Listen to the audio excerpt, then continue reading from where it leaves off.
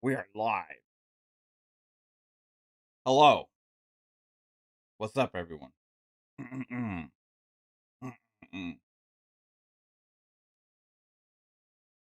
Hey, gamers. Mavcast guy here. Today we're talking about PlayStation.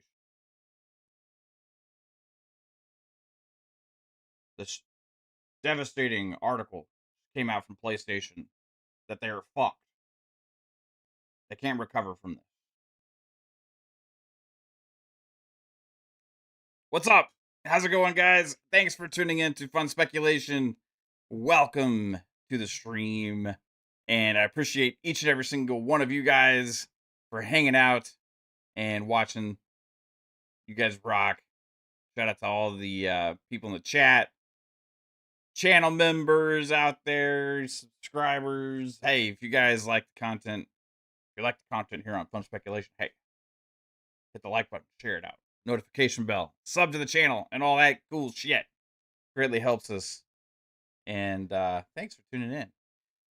Yeah, it is a little after 2 on July 5th. We just celebrated America's 250th anniversary last night with fireworks galore. America, fuck yeah. Let's go. It was fun fireworks spectacles everywhere. And we get to celebrate today knowing that PlayStation is finally getting some of the heat that it deserves. This is crazy. What world are we living in? That PlayStation fell on the sword. They actually decided, instead of letting Xbox eventually do this and then just silently doing the same thing, they were like, hey, our pretend first party game GTA 6 got away with putting digital codes in a box. We're going to see how it goes. Just go ahead and roll with it. Going to see how it goes, and we're just going to roll with it and go ahead and make this announcement because, people didn't seem too upset that GTA 6 was not available physical. They didn't seem too upset about that, and besides that, why are we going to keep making PlayStation disc if we don't have any first party fucking games to print on them? So, we're just going to go ahead and turn this disc factory into coaster factory. Make sure you get your Last of Us remastered coasters coming to you in 2028. Make sure you get your Naughty Dog edition collectors Uncharted / Last of Us special edition coasters. Hey, maybe we'll finally release a factions coaster for you guys. Be fucking awesome. I'm sure you won't mind. It'll be something physical you can own. Got to make use of this plant somehow.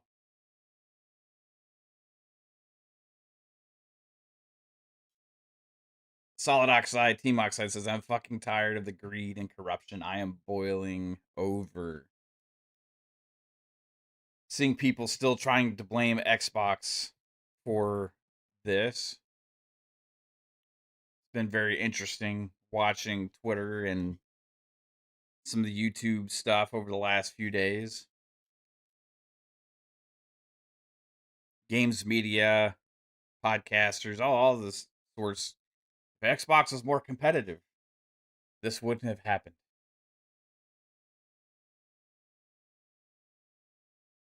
I have an idea.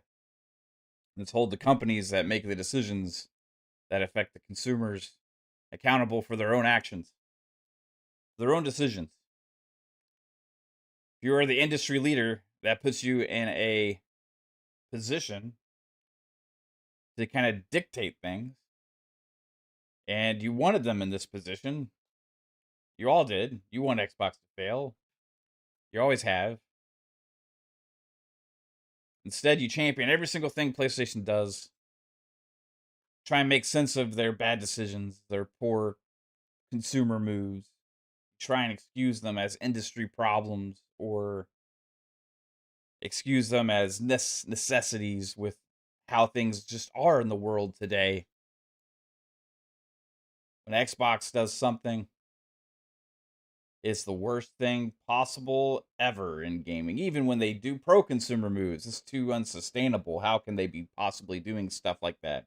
How could they possibly be giving us game access on PC and console for one purchase? How could they possibly be giving us games day and date and a subscription service? How could they possibly not be having cloud saves behind a paywall? How could they do all this? It's unsustainable, man. We just gotta make sure that PlayStation charges us more. That way they don't fall into the same traps.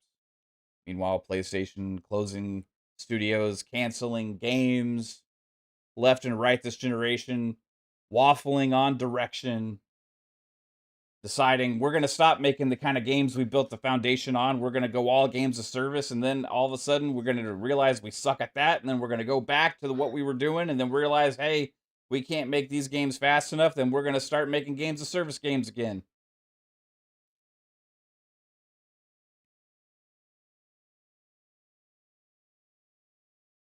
Bungie acquired 12 to 1,500 people on the payroll at the time of the acquisition, now down to about 5. But the news is all about Xbox. The news is all about Xbox. The news is Xbox is going through a massive restructure. Xbox is going to be selling off or having studios go independent or potentially closing studios. It's a shit show over there right now. Meanwhile, PlayStation says, hold my fucking beer. It's a Miller Lite. And we are going to announce the end of physical media for gaming. Don't worry, we're still Sony. You can still buy a record player from us. You can still buy a 4K Blu-ray player from us. But when it comes to our games, you guys are going to be fucked because we control the storefront on that. We control the storefront on that, and we are even not putting our games on PC anymore, except for the second party or live service games like Marvel Tokon. Oh wait, here's an interesting thing. We forgot how to handle that, and 132 fucking countries are locked out of even having access to the game. Well, we done fucked that up again. It's interesting how PlayStation is actually receiving all this hate. You have people like Trevor fucking Noah talking about this. You have CNN talking about this. You have mainstream media. The games media is trying to run interference. Oh, they are trying to run interference. They're doing their damnedest. Xbox this, Xbox that, everything Xbox. It ain't working this time. Because the implications of the decision and the sword that they decided to fall on, I don't think it went as planned. Hence a 72-hour dark time for their social media feeds. Hopefully we can last until Xbox announces their restructuring, and then we'll finally tweet again.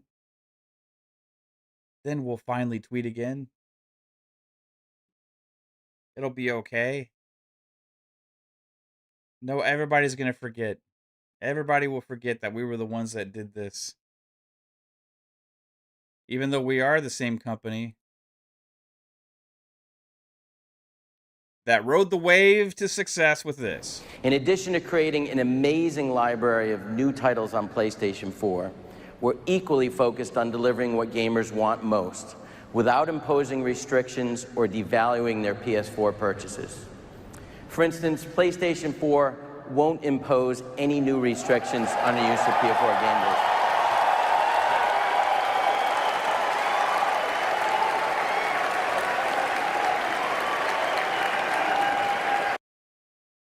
The applause.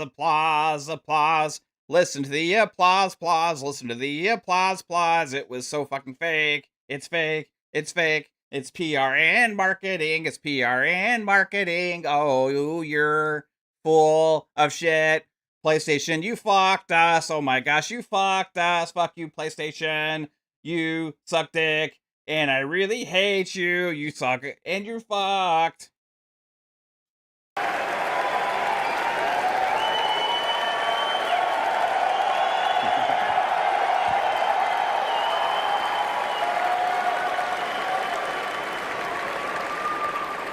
Guess that's a good thing. We believe in the... I guess it's a good thing. What would Jack say now? Apparently Nishino doesn't believe that. Model that people embrace today with PlayStation 3 and continue to demand. Just heard you there. When a gamer buys a PS4 disc, they have the rights to use that copy of the game. They can trade in the game at retail, sell it to another person, lend it to a friend, or keep it forever.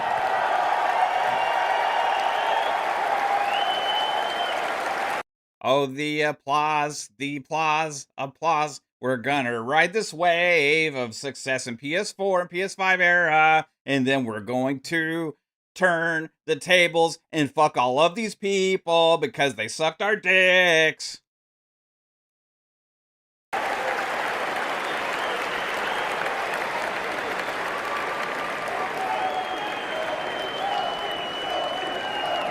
Tony, Tony, Tony, Tony.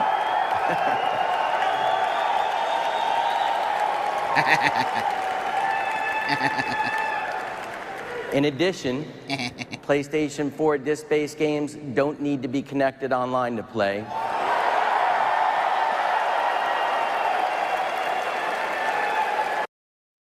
We'll see how your PS6 operates without an internet connection, everybody. We'll see how it does. We'll see how it does.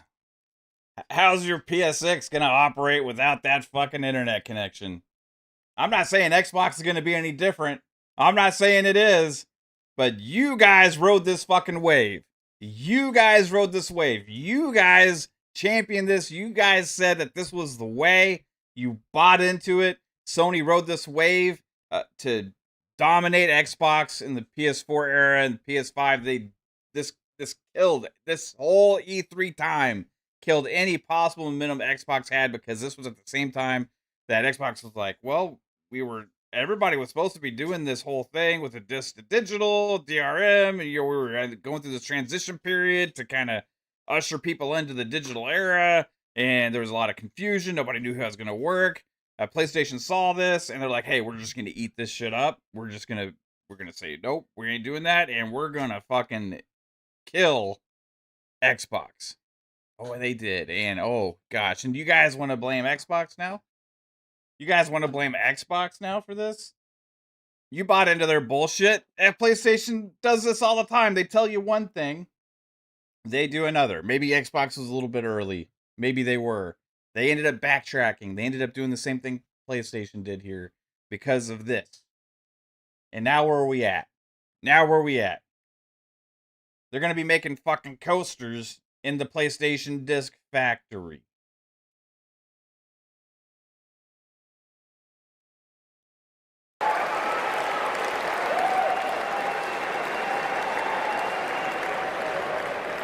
Or for any type of authentication.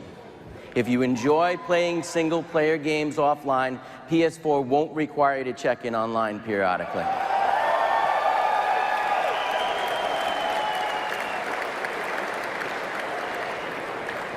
And it won't stop working if you haven't authenticated within 24 hours.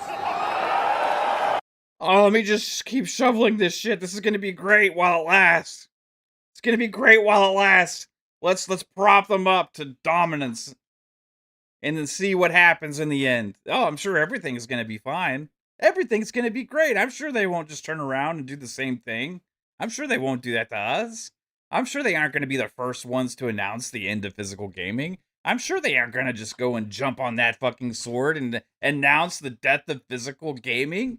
I'm sure they're not going to do that. No, they would never. They would never just sit here on stage and tell us how important all this stuff is. And it's just there's no way they could possibly ever do this to us. It's PlayStation. They're our buddies. They know what's best for us. The generation starts when they decide.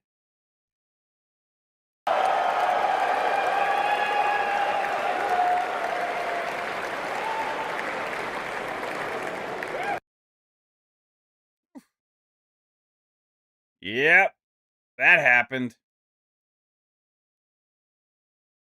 That was a moment in time. How long ago was that? That was 13 years ago now. 13 years ago. Ooh, times have changed. Little did we know over the last 13 years, yes, gamers did become more and more digital over the course of that time. Xbox knew it was happening, PlayStation knew it was happening, but it wasn't good PR. It wasn't good marketing. It just wasn't the right time for them to announce that when people were talking about how are military people going to access their games? How are these people going to? What if you live in the fucking desert? That How are was you the going day to do it? gamers surrendered their spine. They no longer have the backbone to fight back anymore. Appreciate it, Brett Bingham, with the $5 super chat. Yeah, man. I mean, hey, this is happening, and these games media is still writing articles about Xbox, including one today that said Xbox is a train wreck. Can't make this shit up. It is crazy that it is news that Xbox is discussing their restructure during the process of a restructure. I will give Sony one thing. They're very good at PR and marketing. They're very good at lying through their teeth. They're very good at telling you one thing and doing another. They're very good at not usually falling on the sword and letting other people do it for them to see the reactions. They're very good at that stuff. They are very, very, very, very, very good at controlling narratives. This time they decided, you know what, we're doing this shit no matter what. And well, we got to go ahead and put it out there probably to prepare our partners and the publishers, retailers, and all these other kind of things. We got to go ahead and get it out now because we're doing it no matter what. People are going to find out that our factory stopped producing discs. People are going to find out we got to get this out now. So let's go ahead and do it while Xbox is in the middle of a restructure. And you have people just writing articles like Xbox is a train wreck because they happen to be discussing their restructure after they announced they're going through a restructure. You know who didn't announce they're going through a restructure? PlayStation. You know what they did? A restructure. They canceled maybe 10 games this generation, closed more studios than Xbox has, done massive amounts of layoffs, acquired studios, let them go, changed models twice, between PC, games of service, all these different kinds of things. Not much news about that stuff. Not much news about the lack of first party output. Not much news about any of that kind of stuff. But Xbox is a train wreck because they are also going through things and being clear about a change in business model. Difference is a lot more people paying attention to Xbox apparently because they just believe whatever shit Sony says. This time Sony told you the truth. And you're having to deal with it. And you don't like it. But somehow, let's make it about Xbox. Let's do that. Let's make it about Xbox. If only they were more competitive, then this wouldn't happen to us. Well, maybe if the same people writing these fucking articles and talking about this kind of stuff would have put more pressure on Sony to match all the pro consumer moves Xbox did last generation, people would be aware of it. More pressure would be put on PlayStation to do those kind of things. Instead, when they went up first on pricing this gen, it's necessary. So expensive to make games. Instead, they don't need to put games day and date. It doesn't work for them. It's not sustainable.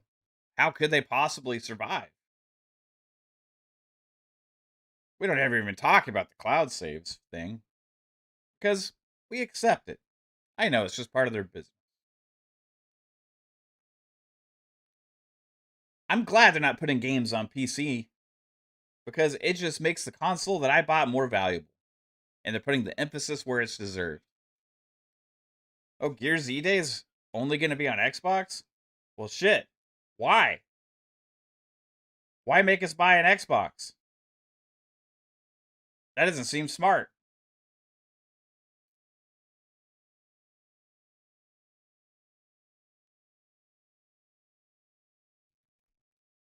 Make this make sense. Double standards. PlayStation facing the heat they finally fucking deserve. People see the reality for the first time. They've been fucking you all along. And they've been smiling through their teeth while they're doing it. They expected you to shovel Concord into your throats and gargle on it. Like it's a big juicy hog that you just been fucking craving. You didn't like it. You said, ew, that tastes bad. Get it out of my mouth. They expected you to just be patient while we wait for the next golden gem from PlayStation First Party Studios.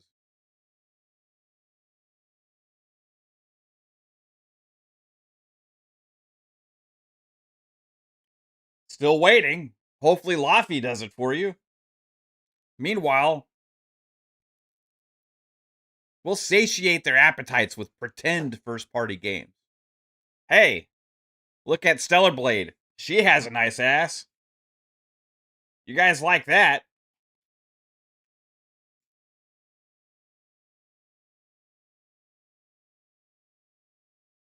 Eventually Wolverine will come. Here's Saros in the meantime. I know you guys are going to buy the shit out of that game. Whoops. Games media. Xbox games fail to meet sales expectations. Studios closing.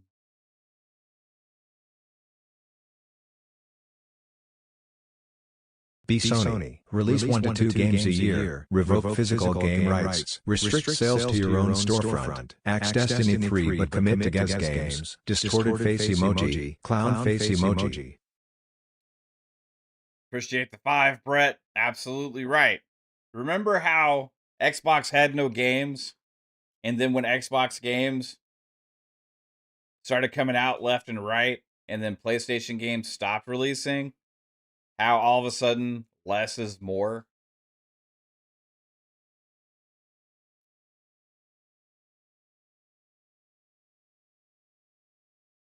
Remember how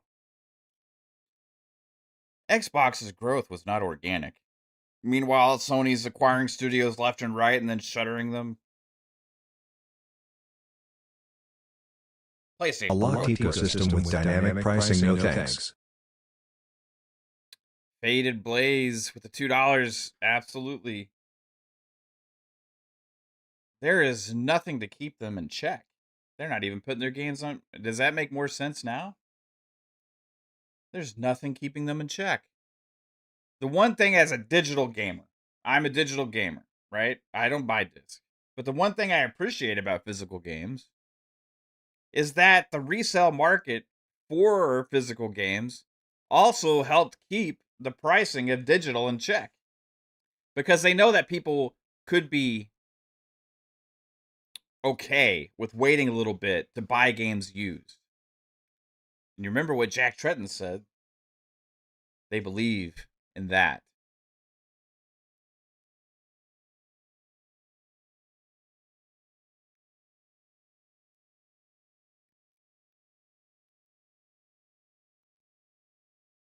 There is nothing keeping them in check except for the games media that refuses to do so. Instead, now mainstream media and gamers are having to foot the bill and stand up and say, we got you. We hate this.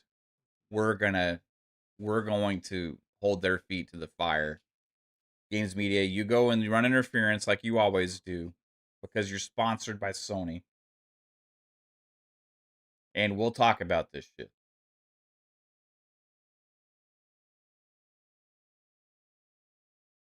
Shizno says Sony doesn't want to have to actually commit to the cost and effort to make a successful gas game. Destiny 3 could be huge, but they don't want to fund it. Absolutely. Same reason why they canceled the Spider-Man multiplayer game and also factions. They could have went and actually got a multiplayer studio to help support Naughty Dog to make factions instead of saying, "Well, we can't do this because Naughty Dog is going to end up having to do this only." No, it's not what you fucking do. You go and actually get teams and you build that up to do that. Like Xbox been doing this for a long time with studios like Certain Affinity.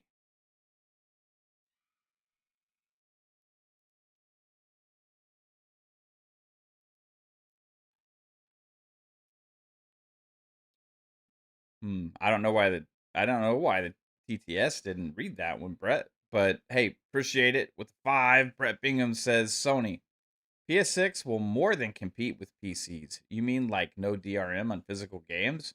A day after you revoke physical rights?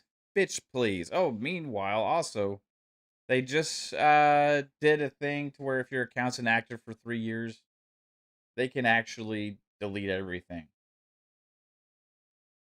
Also, you know that if you don't subscribe to PS Plus for 6 months, they have the right to delete your cloud saves as well. Nobody's talking about this. I've seen lots of posts from people canceling their PS Plus subscriptions.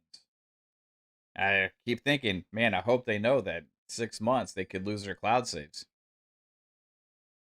But they probably don't know. I'm sure they don't. Because they won't believe it. They've never wanted to believe this stuff. Good luck getting a refund in the future. It's hard enough now with PlayStation. Xbox has a good refund policy. So does Steam.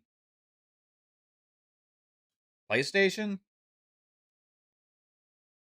they'll lock your fucking account.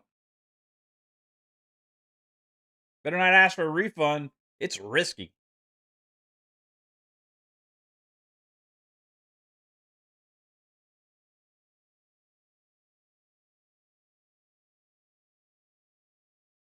Dale Almono says PlayStation fans saying they won't buy a PS6 if all digital doesn't mean Sony won't try it again, dummies. Yeah, also, I mean, like, we expect Xbox eventually to do this too. I mean, Xbox is even more digital than PlayStation. Man, it would be an easy win right now if Xbox was like, hey, we're going to support physical games. But I don't know what they're going to do. However, um, PlayStation is pretty crazy on this for not having a solution to go along with it that they're ready to announce. Like, hey, we're adjusting our refund policy. Oh, hey, we're offering a disc to digital program, much like Xbox is working on right now. All this stuff. They have nothing to announce. They have nothing, no solutions ready. It's just we're the market leader. Remember, everybody was so happy about how many consoles they were selling. So happy about it. That's all people wanted to talk about is console sales. Console sales, console sales, console sales. Like it's the only fucking thing that matters.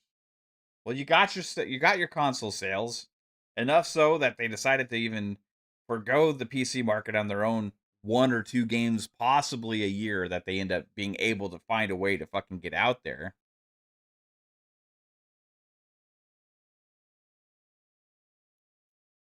Meanwhile, hey, third party publishers too, you ain't gonna be making physical either. We're done.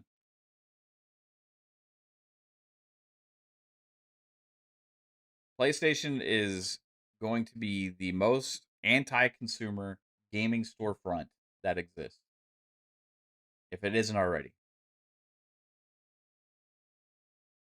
We'll see how people react to the reality of that situation. Will they backtrack? Will they say we're sorry?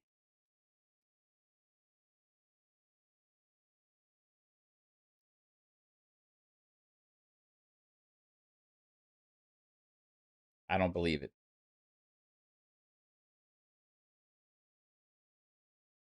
Railway says it would typically take Sony 3 to 6 years to do a duplicate program from physical transfer to digital. Xbox has been working on this for a while. Xbox was working on this back in 2013, 2012 to 2013. They were about ready to start rolling out with it. They were trying to figure out the all the things, because it involved retailers and involved all these kind of things. Now, an inside testing is within Microsoft is a digital program as well that's supposed to be supporting Xbox One and Series S and X games. Um, Maybe there will be an option for an add-on disk drive if Helix is all digital. Maybe there will be for PS6. I don't know. The only reason you would need it would be for your PS5 games that have already released before 2028, as they have already made that announcement of all digital. So I am surprised they decided to fall on the sword first. Xbox could have an opportunity to completely reverse that whole 2013 situation. I don't think they will, because I'll think they see this as the opportunity for them to do the same thing. And also, Xbox's ecosystem is way better built for this. Let's just be real. Game Pass, between Play Anywhere on PC and console, the diversity of access that they give to people that buy digital copies of games, also with the solid refund policy and working on a disc to digital program, the digital future for Xbox does seem a lot less scary than it does for PlayStation, where there are no answers, there are no solutions, there are no different markets you can look at to buy the games. Buy a PlayStation and buy your games there. That's going to be it. And sets in precedent a possible future where gaming, if this is the way gaming goes, could become the only medium where physical gaming doesn't even exist. Now, Nintendo's going to hold that line for a long time, I believe, as they are much more physical than the others. But you can still buy disc on for 4K Blu-rays. Movies have been primarily digital for a long time. You can still buy Blu-ray players. Sony makes them. You're gonna be able to find a fucking 4K Blu-ray player for movies.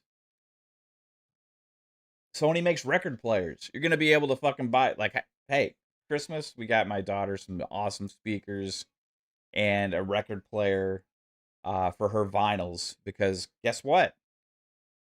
Kids these days, they are actually enjoying physical media. And guess who made that record player that we bought her? It's really good. Sony.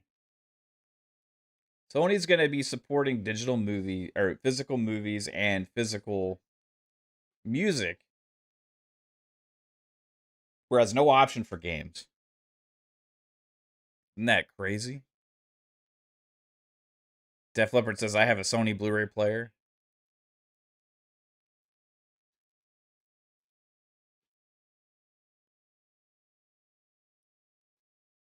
What's up, Cyber Gunter? How's it going, bro? RSJ fan, what's up? Noah's Mofo, how's it going? Dusty Uno, what's up? There's nothing like putting a fresh vinyl on. Oh yeah, it sounds so good, man.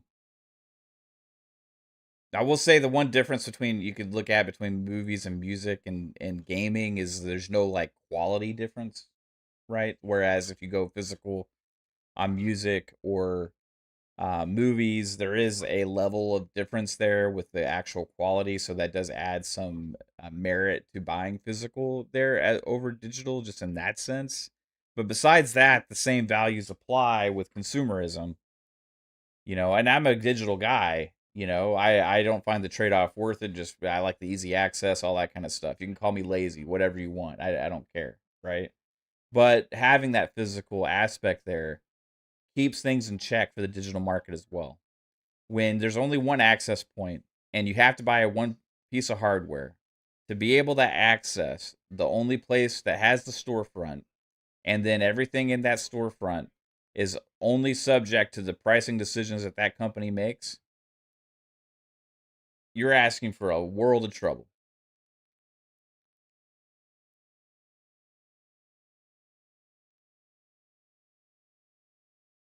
Psycho says Sony is repurposing their Blu-ray facility, so no more Blu-ray players. You can buy them right now.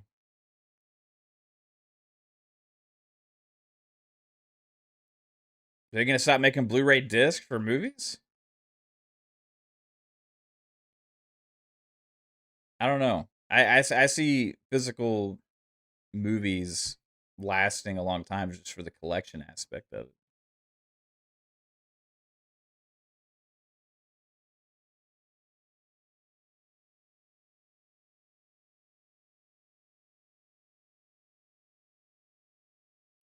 I'm gonna look this up.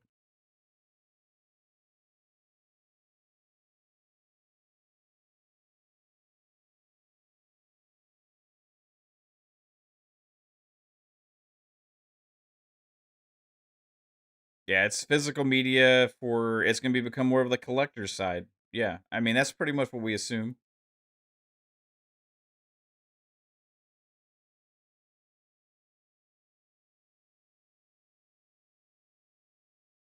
There's gonna be collector's editions of movies. I don't know how, but there's gonna be, and there's gonna be devices to play those on, much like music. Record, you could say people stopped making vinyls for a long time. Fuck, they were like, who's manufacturing the vinyls back in the day when they were at the most popular, and they still exist today. CDs. Del Almono says DVDs have been around forever. Blu-ray might be fucked. Yeah, maybe there'll be a different format. Don't know. Maybe HD DVD will come back,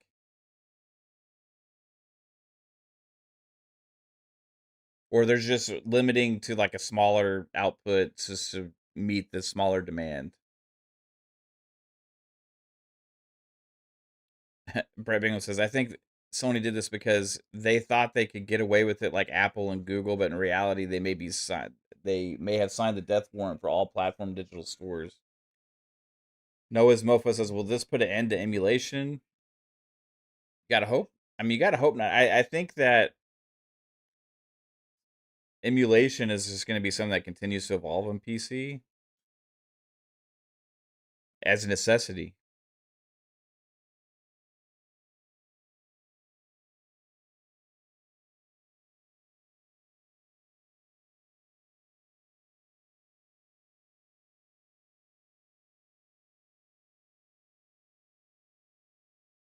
Sacco says, check my messages.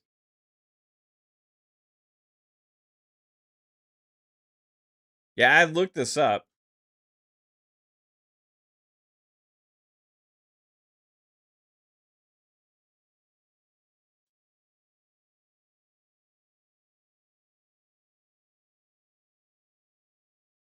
They stopped making recordable Blu-ray disc. They didn't stop making just Blu-ray disc in general, is what that says.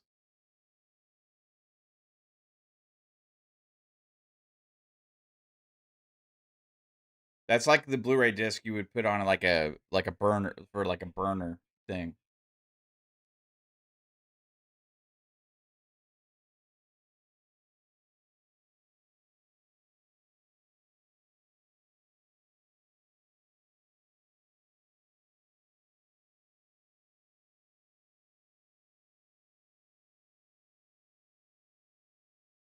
A day ago, yeah, and they're still also going to be able to make like older games. They're going to be able to make new disc for older games as well. So they're still manufacturing disc, just not at the extent that they were.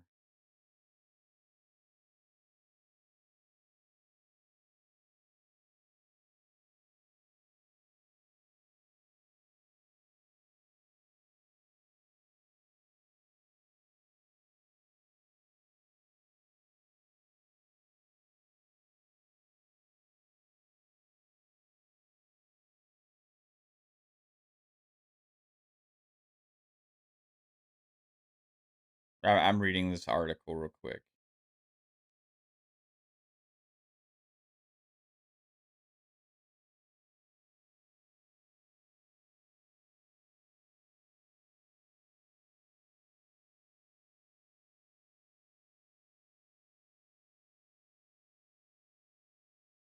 Yeah, they announced the end of the Blu-ray storage market.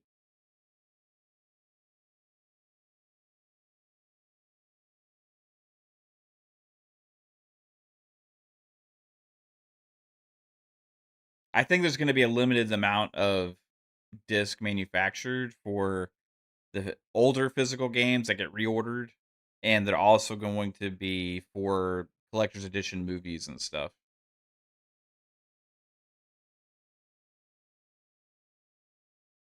There's enough of a movie market out there to make money on, and somebody's going to take advantage of it. Just like the music market is primarily digital, but there's enough of an industry there for physical music to continue to exist. They still make CDs. You can go to Target right now and buy his fucking CDs.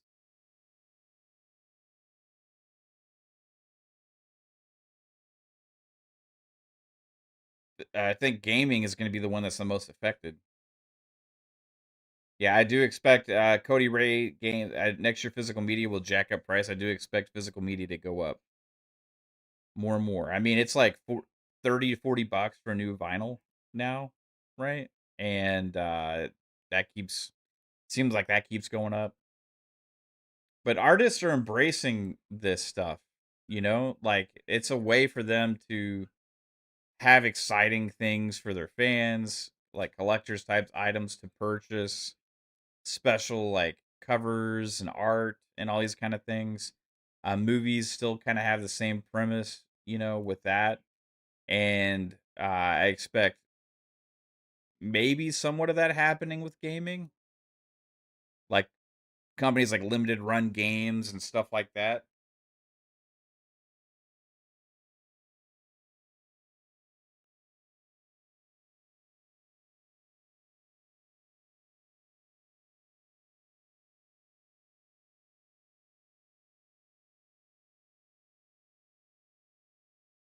Yeah, they've licensed out Blu-ray technology for a long time. I mean, you can buy Blu-ray players from tons of people. There's still going to be enough of a market out there for like, I mean, you can buy when it comes to hardware equipment, unless Sony just completely decides we're going to kill the movie industry, like for physical movies, period. Also, then you're going to have the movie buffs get super angry as well as the gamers because they have the kind of monopoly on the physical movie market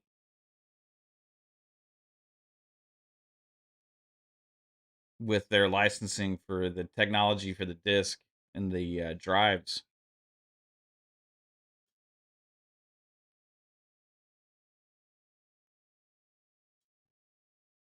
J Man Game says now 3 years of not signing in. Sony deletes your account, stealing all your games. Yep. What if somebody like what if you go to like jail for 3 years or like you like are in a situation for a few years where you live in a remote part of the world or something, you know what I mean, without online access or there's situations, I'm not going to say it's like going to be the masses or whatever, but that's just crazy. Like if you have a Xbox, you can load up a game that you bought in the 360 era and your cloud save will just still be there. It's absolutely fucking crazy. You're in a coma for 3 years and you wake up and all your fucking games are gone. Did y'all see the report of the guy that was on death row for 39 years and then he was won the his appeal and found innocent? I was thinking about this like cuz I don't know what access like death row inmates have to technology and extras and stuff like that. Like or the news, TV. I don't know, right? Like, and maybe it depends on the state and the prison that they're in. Not sure. But I was thinking about 39 years ago. That would have been in um what like 1987, and I was thinking about what was gaming like in 1987. I think we had the original Nintendo. I think that came out like in 85, if I'm not mistaken.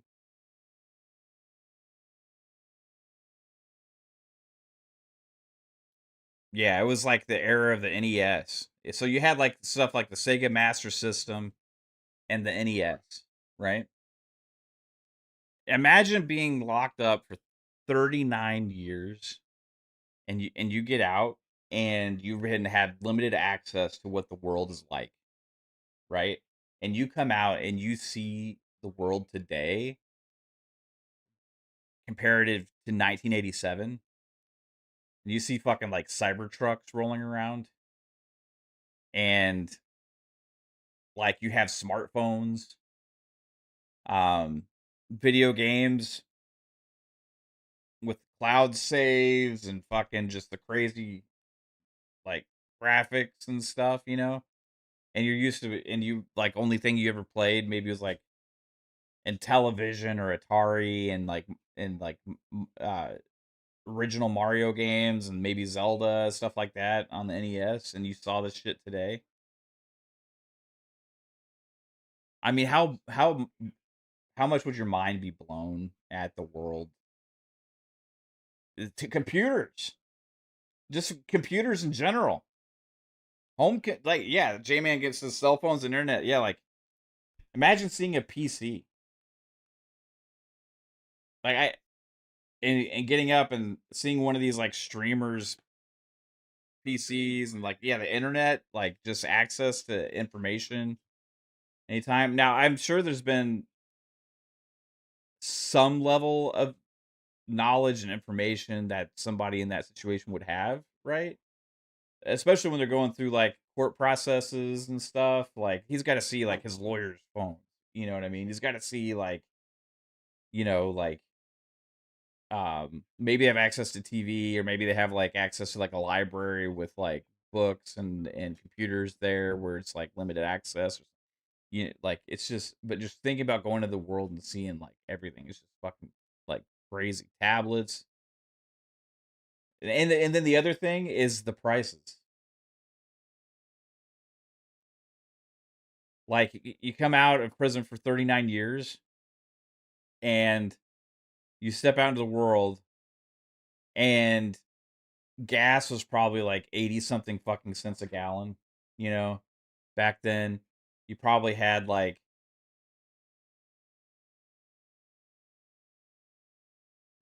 50 cents for a drink or less, you know.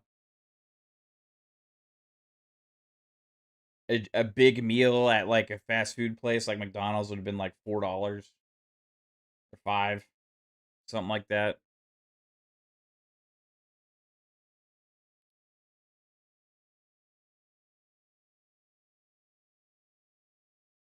It'd just be insane. So there would be like awesome stuff, like oh my gosh, crazy, and then there would also be like the negative stuff too, you know.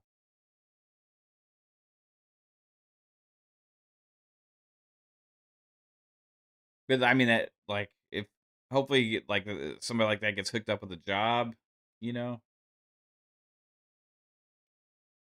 I don't know if there's any kind of like money they give back to people in that situation. Yeah, Psycho says like $1.25 for a pack of smokes. Yeah, now it's like $9 plus. Coffee is like 5 cents. Now it's $7. Yeah, Black Knight. And then also just driving around the amount of options for places now everywhere. Like around just for right around our house, there's probably like 20 places to get food from, just like within like a 3 mile radius, you know.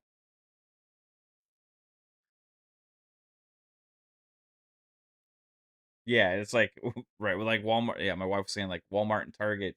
It's like, hey, do you want to go to Walmart, Target? It's like which Walmart or Target do you want to go to? You know, I mean, absolutely mind blowing. But you just imagine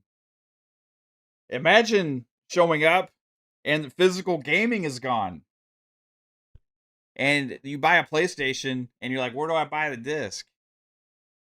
And they're like, oh, there are no discs. Yeah, well, let's go to the video store. Well, there are no video stores. Let's go to Blockbuster. There is no block. You want to subscribe to Netflix? What? But then, like, I look at it. Okay, well, in 1987, I'm thinking the Toys R Us era, right? You walk into Toys R Us, you have this fucking like wall of plastic sleeves with paper in them to take up to the magic window to buy your game, and it was like a treasure. Oh, I get to pick out a game today, buy your game, take it up to that window, they hand you your game back, you know, and it was like something you got to do every once in a while, not very often. But then, you have today something like Game Pass. You could come out of prison for 39 years, you get an Xbox, you get Game Pass, you all of a sudden have hundreds of fucking games. That will blow your mind, you know? Like it's just crazy. Like there's and for way cheaper than it was to buy a game back then. Nuts, man.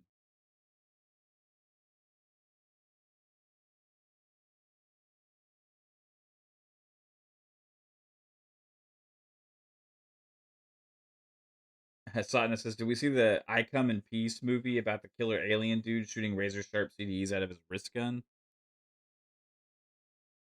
Um, I don't know. Yeah. Well, because I've seen stuff where people had used CDs as weapons. I mean, wasn't that a thing in Sunset Overdrive? Wasn't there a weapon in Sunset Overdrive where you shot disc out as weapons?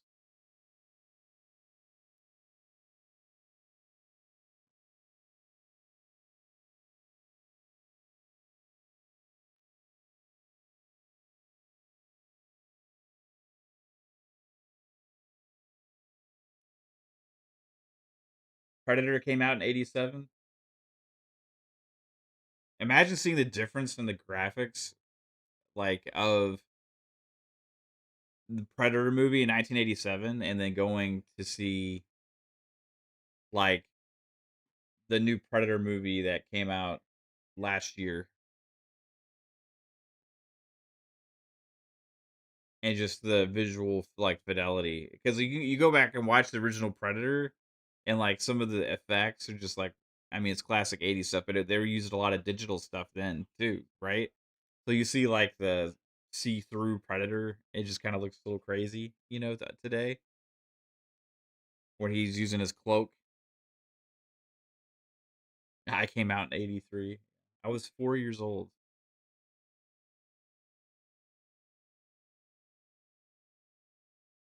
Electroforming Man says, I have been a PlayStation only gamer for all their 30 years.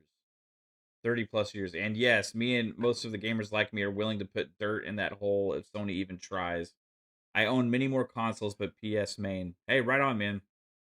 Like I mean, they've been riding the wave. Like PlayStation, and I've been saying this a long time, is amazing with PR and marketing. And my favorite eras for PlayStation was like PS1 and PS2 era. Personally, PS3 I thought was pretty good. Early PS4 generation I thought was like um all right. They didn't have as many first party games early PS4 generation. Most of their big games came out the second half of PS4 generation, but they were a lot of the kind of games that I wasn't as into. Like I wasn't as into The Last of Us or got the new God of War remakes and stuff like that. So, I think a lot of the into the PS3 and then going into PS4 was like focused on these kind of games that I just wasn't as into, right? And but I was still like, hey, they're doing their thing, But then what had annoyed me over the last generation and a half, I would say, more so than anything, was the games media and the free passes they would get anytime they would do negative stuff, and it was always never painted towards them. However, whenever Xbox does anything, it's treated as like the worst thing possibly ever because evil Microsoft, right? And there was a lot of pro consumer things that Xbox did this past generation and a half that were overlooked. They were treated as actually bad for the industry. Instead it was pro consumer, right? Like the play anywhere, putting the games on PC, Game Pass, day and date, all of these things that we were like, hey, like our experience is actually better value because of these things. Meanwhile, the industry paints them as like these are bad for gaming, so you're not a real gamer almost if you take advantage of these things, and championed the models that PlayStation was putting out there, like this is a premium experience, right?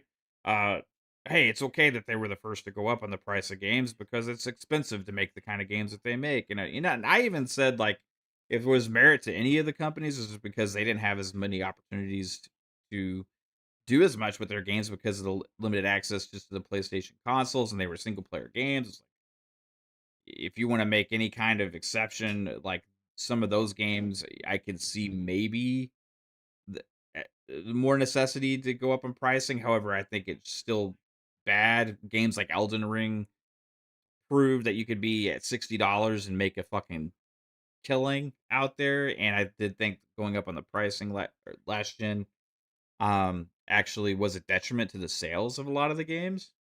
Um, but like the industry went to a whole thing of like it's okay, it's time, and all this other kind of stuff, right? And meanwhile, you have Xbox out there giving more value to people than anybody else as far as the way that they're choosing to do the ecosystem. They implement Play Anywhere. They have the cloud gaming thing. They have Game Pass. They have the cloud saves. They have all these other extra features. The FPS boost, the upres, the auto HDR. All of these things that were meant to also enhance our older games without charging us extra prices for those updates. We got a lot of free updates this generation that other companies were charging their customers for, and it was like, hey, they're not getting enough credit for any of this stuff. And the problem is that the games media and a lot of the casual fan base was going out there and not putting pressure on these other companies to do the same thing. And the excuse is, well, they don't have to because they're the market leader. Well, it's like if this is the attitude you always have, and that's the attitude that's permeated out into the gaming community, into the masses, and then spread around, then that's just going to be what the reality becomes, because the reality is going to be what you make it. And if you say that Xbox is bad because they're doing these things and PlayStation's good because they're not, then that's just accepting the reality of them choosing to take more advantage of you as a customer, and that's been accepted. That's been accepted for a long time. The pressure wasn't put on these other companies to do pro consumer moves, and instead, when a company did decide to be competitive with pro consumer moves, it was treated as too much, and they can't possibly succeed with that. Meanwhile, we saw that PlayStation even themselves was struggling to find ways to grow, as they were still selling a shit ton of consoles, but they weren't growing in the industry that much comparatively to the past. So they're having to do more remasters. They're having to do more remakes. Then they start putting some games on PC, and they're like, okay, well, that's not worth it. We're gonna stop doing that. Then they're like, okay, well, we need to make more recurring revenue games, so we're gonna do games of service. But we're not just gonna do some. We're just gonna have every fucking studio make a games of service game. And then when we realize we don't know how to do that or we don't want to fund it, we're gonna cancel all of them and reset our entire fucking first party pipeline. And there wasn't enough attention to that. There wasn't enough attention to all the game studio cancellations. There wasn't enough attention to all the studio closures that they had. It was just like, hey, this is the industry problem. This is an industry problem. We understand what they're going through. It's just the problem with the industry. Meanwhile, Xbox has a restructuring. They're changing their model as well, and it's like, hey, Xbox is a shit show. Xbox is at this. Xbox is that. Meanwhile, PlayStation is like, okay, well, everybody's talking about how Xbox is a shit show, and Xbox doesn't know what the hell they're doing, and all this other kind of stuff. We're just going to go ahead and announce the death of physical gaming at PlayStation. And then again, now somehow that's Xbox's fault.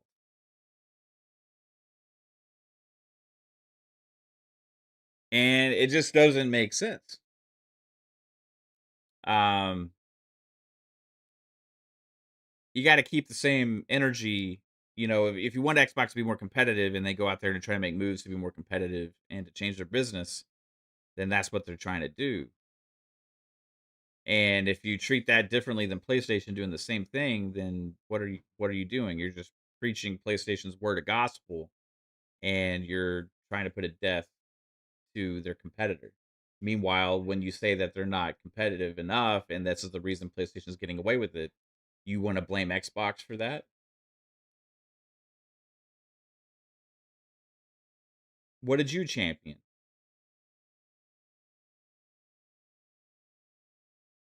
Electroforming Man says if they pull out of this dystopian future where people have to pay monthly fees to enjoy what they love, it won't be long before everything physical skyrockets in price, making physical profitable again. But yeah, physical is going to be expensive, man. Spider Man says it's a Series S fault, okay? Absolutely. Always a Series S fault, bro.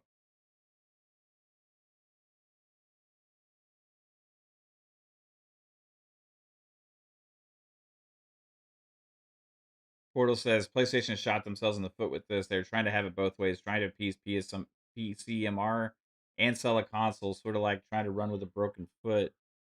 They're definitely finally getting the hate they deserve with this move. They have ascended to the point where they are like, well, we have all this goodwill, all this stuff because people just bought all of our shit for so long that we're just going to lay down the gauntlet now and expose ourselves. Um, Meanwhile, their moves this entire generation have been exposing themselves if you're actually paying attention.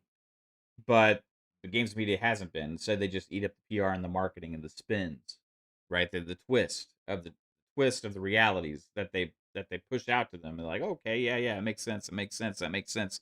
That makes sense. That makes sense. Whoa, what the fuck? What just happened? What? What am I seeing here? This has got to be Xbox's fault somehow. Like you can't make this shit up.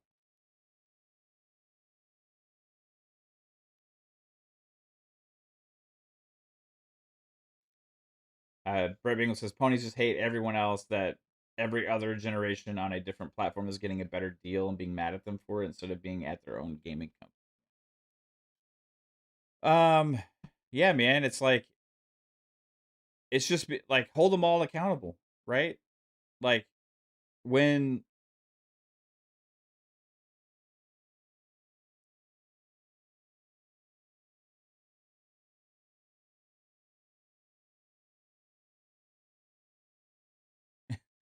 Portal says I read that wrong. I was saying Xbox is trying to run with a broken foot. Let me read you exactly what you said, word for word. PlayStation shot themselves in the foot with this. Is exactly what you said. Uh Portal player, you said PlayStation shot themselves in the foot with this. How did I read that wrong? It's right there in front of my eyes. PlayStation shot themselves in the foot with this. They're trying to have it both ways, trying to appease the PCMR and sell a console, sort of like trying to run with a broken foot. LOL. Don't say I read it wrong. You fucking wrote it wrong. I read what you wrote. I read what you wrote. That's what you said. I make typos all the time though, so I get you. But like Xbox is fine with releasing games on PC because people are buying their games there or playing their games with Play Anywhere. Yeah, they're probably going to sell less consoles that they take a loss on, but they still have those customers. Like they still have the customers, right? They take if they that's part of the thing with Play Anywhere is like people like me. Like I buy the game or I subscribe to Game Pass or whatever, and I'm a Xbox customer. I'm accessing the games, and they're getting my money, right? Whether it's on PC or on console. They don't make money on a on the box. And PlayStation takes losses on the box too. Now it's not as much as Xbox does.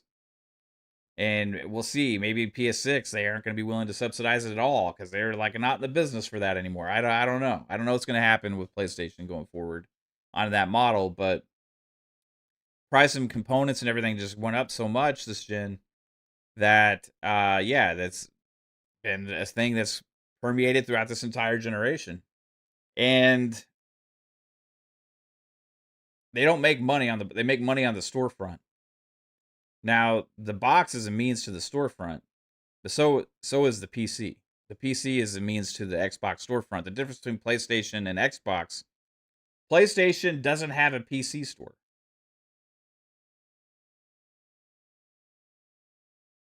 Like, PlayStation doesn't have a PC store. Xbox does. Xbox also has a handheld that has accessible games natively through that same PC store, with the default launcher being the Xbox app. So you have the PC, you have the handhelds that launch automatically into Xbox, as well as you have the console. So their market is more diversified. Their market is more diversified.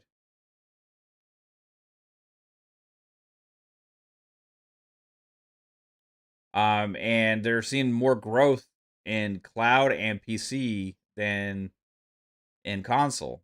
So there's, I mean, a lot of people own PCs. So yeah, they're Play Anywhere is a way to drive people to use their store on PC, which has gotten a lot better over the last 2 years. Especially this last year, the amount of updates that the PC stores had on Xbox has been really good. J-Man Game says, I use it too.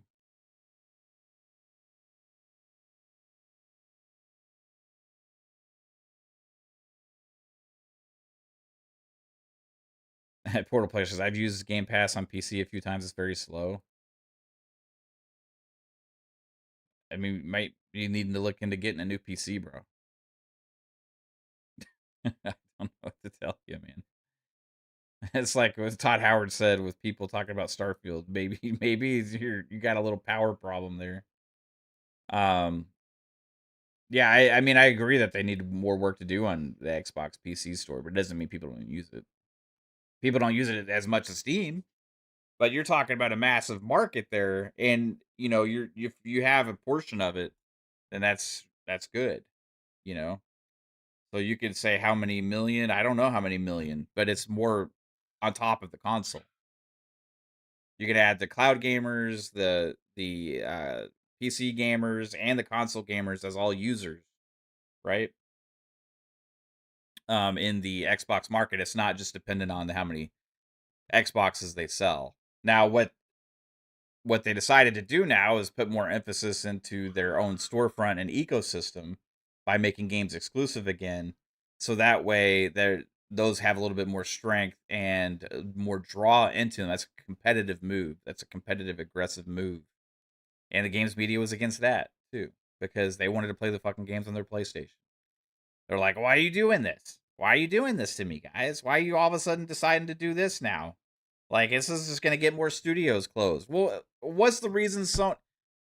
If Sony, their model has all the fucking answers, right? If PlayStation's model has always had all the answers and their way is the right way of doing things, why did they close so many studios? Why did they have so many layoffs? They won't answer those questions. Instead, they will just say, well, it's an industry thing. You can't just say Xbox has problems and that's the reason they're doing everything, and then say PlayStation's fine, but they're still having to do all this stuff. Their model works, but yeah, it's just an industry thing. They had to do all these negative moves. Xbox is in trouble. That's why they've had to do all these moves. It doesn't make fucking sense. All they look at is the metric of how many consoles they sold. Like, well, obviously PlayStation is doing better because they sold this many consoles and Xbox has this. Meanwhile, ignoring the diversity of the Xbox ecosystem. It's not just all about consoles. Consoles is a part of it, and it is a very core part of it. They're trying to restore faith into. It's going to be difficult with the prices that they're going to have to charge. So that's where the biggest problem is. I'll tell you, death of physical gaming doesn't add much value to consoles. And PlayStation's the first one that dove on that sword. Like Eastside Vandal says, we want you to compete. It's your fault for not being competitive that PlayStation's able to get away with it. Wait, why are you competing now? You're just making mistakes. You're going to have to close more studios. Was PlayStation being competitive when they made their moves? Did they have to shut down a bunch of studios? Or was it just because they felt like it?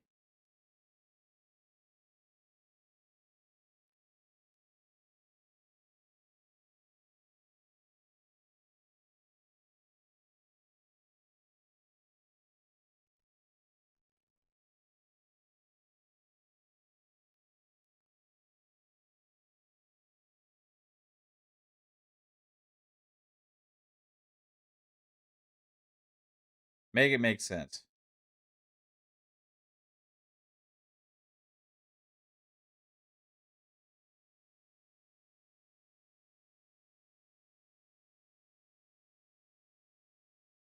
Um, Giggles, I jest, is officially deleting my PlayStation account. Same one I had since 2009.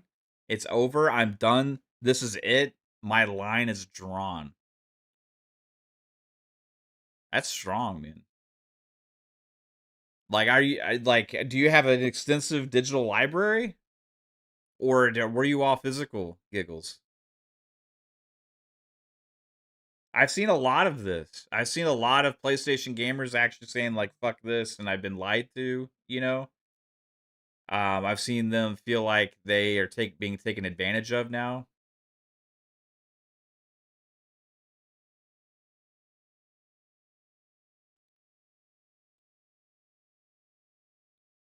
I mean, it's not going to be here's the thing.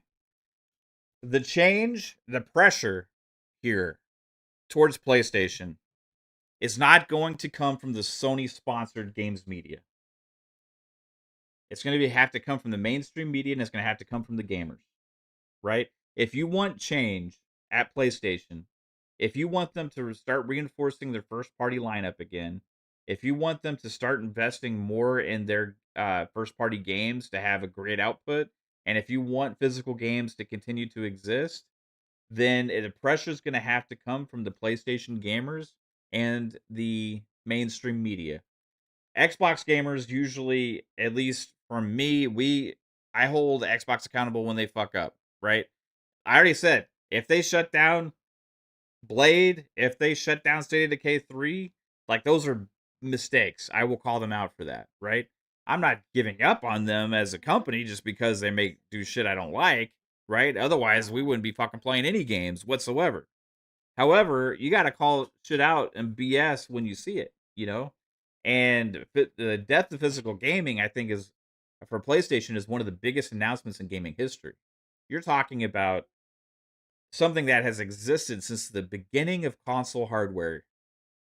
Being able to buy a physical product and be able to put into that system, not having the option to do that going forward on the most dominant, uh, as far as generate like next gen style, like actually powerful hardware for made for TVs. That's pretty much dictating for the entire industry the way it's going to be, right? Now Xbox could announce the same thing, or they could announce, "Hey, we're going to support physical games." But the thing is, because of Sony's market share here and because they are so much more dominant in the console hardware space, most of the third party publishers are going to follow that model. And if they're not going to necessarily just decide to make physical games for Xbox if they're not making them for PlayStation, right? Even if Xbox says we're going to have physical games, right? Like these manufacturers, these publishers may say, well, we're going to digital codes only, and that's just the way it's going to be, and you have it's dictated from the market leader, right? So it's going to take pushback from the people that really care most about this. Um, and it ain't going to be the Sony sponsored games media because they're already running interference. They're running interference like crazy right now, left and right. You have Sony making one of the biggest announcements in gaming history, and one of the big articles that came out today is Xbox is um, what was it? Xbox is a circus or some shit like that. Xbox is it wasn't a shit show. What did the article say? This was from The Verge. But it's behind a fucking paywall too. Isn't it crazy? Oh, Xbox is a disaster. It's what the fucking title of this was. They're going through a restructure. They're making decisions. They're discussing the restructure. We're about to find out a lot of the moves that they're going to make. There's been so much talk and speculation from the games media over the Xbox reset that throwing every fucking Xbox studio name in there, talking about it's been possibly considered, discussed, or whatever. Meanwhile, Sony is like, hey, we're ending physical games on PlayStation. And instead of covering the mega, mega thing that is, you come out with an opinion piece called Xbox is a disaster as a fucking actual gaming news publication, technology publication. I mean, like, it make sense. And like, since when did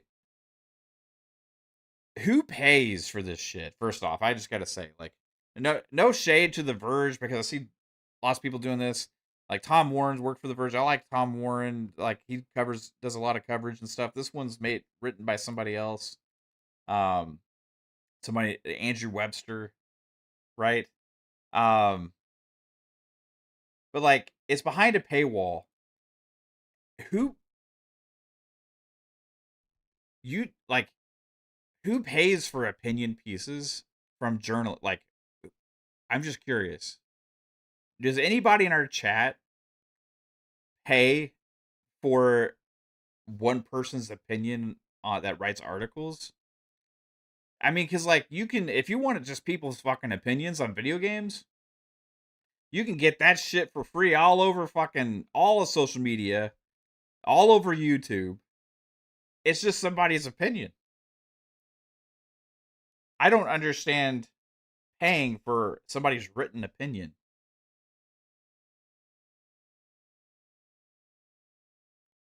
Like people support our channel, that's optional. You know what I mean? Like you could like with the memberships or super chats and stuff. Like you don't have to pay to get a YouTuber's opinion unless they do like members only streams or some shit like that. And that's like something I'm like, fuck no, I ain't doing that shit. Not for fucking opinions and stuff. Like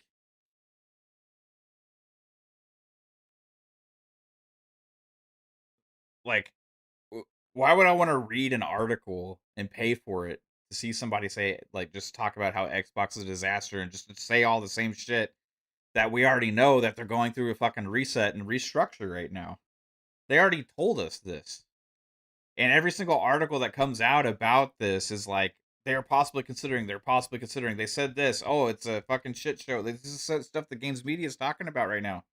It's like, is it news that you announce you're going through a restructure and you're discussing the restructure and the different things? I said this in response. It's like I could have a discussion with my wife and I could say, "Hey baby, do you want McDonald's for dinner?" And she could say, "Fuck no." Well, guess what? We possibly considered it. I asked her what she thought about it. Is that fucking important? Is that relevant? No, because we decided to get Outback fucking Steakhouse instead. You know what I mean? Like, what the fuck? Like, it doesn't matter what the possibly considerations are or the discussions are. What matters is the decisions that are made. Now, you can speculate all day about what happens if they make certain decisions, or you can put out there, like, hey, I don't want them to do this or that. But you don't want to go out there and say, I'm hearing that somebody at Microsoft, at Xbox, said, should we possibly sell off or cut ties with somebody like Obsidian? And then the answer was no. Well, hey, things are moving so fast. It's so fucking crazy there right now. It's like a fucking circus. Oh my God. People are asking questions. People are talking about possibilities and considerations and decisions. And it's like a startup. It's like nobody knows what's fucking happening. Maybe nobody's supposed to fucking know except for the people that are making the final decisions on this stuff and the people that are actually in the fucking negotiations. Not you.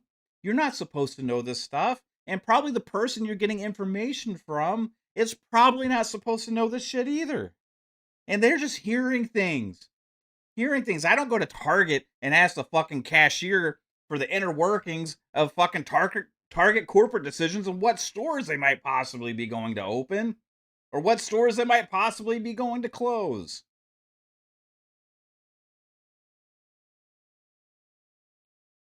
But hey, they heard something.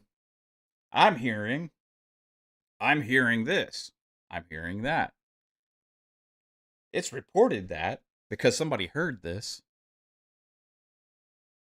It's not fucking news. Are you media or what are you? And you expect people to pay for this kind of shit?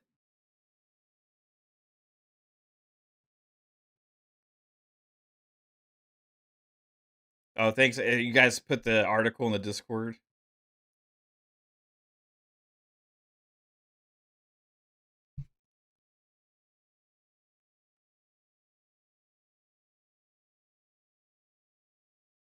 I mean, I'm just skimming through it. It's basically a bunch of bullshit.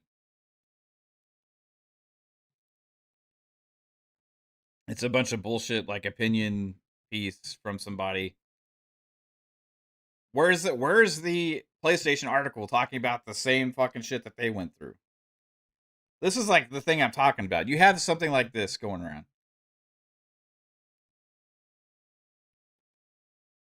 Like this article, right? Yet, who's closed more studios this generation? Who's canceled more games this generation? Why did that happen? It was PlayStation.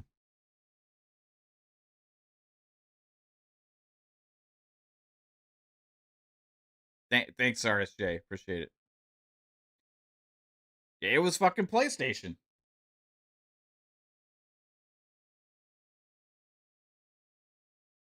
And why? Where's the article saying about the troubles that they've been facing? Where's the articles about it's a disaster there? Where's all of that? It doesn't exist.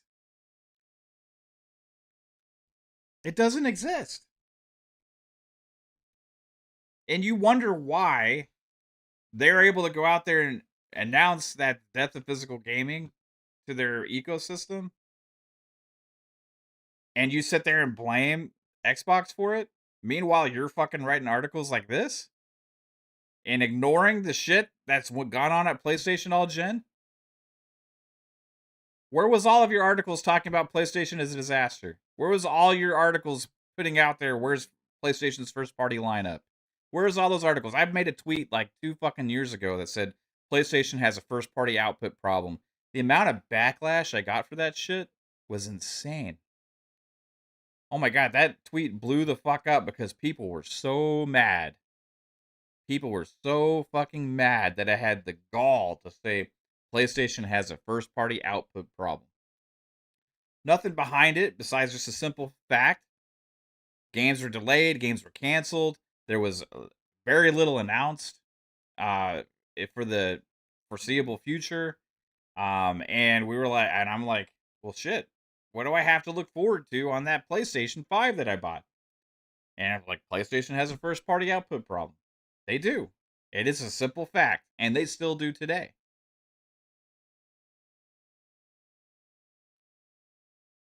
And there's no coverage of that whatsoever. No coverage of it. Instead, Xbox is the fucking disaster because they're also doing restructuring. If PlayStation was so strong, why did they change models twice this fucking generation? Acquire a bunch of studios and also lay a bunch of those people off and then cancel more studios than Xbox did. And even after Xbox announces possibly closures here in the next weeks or months or whatever, whenever it's dropping, whenever the hammer drops, there's still a chance that PlayStation will have closed more studios even after that because they are by far in the lead right now when it comes to studio closures. And they don't go out there and try and work out deals for them to become independent. They're not out there trying to negotiate things to be able to like keep those games alive and all these other kind of stuffs like keeps getting reported right now that's being called a shit show at Xbox. They just fucking announced they're closed.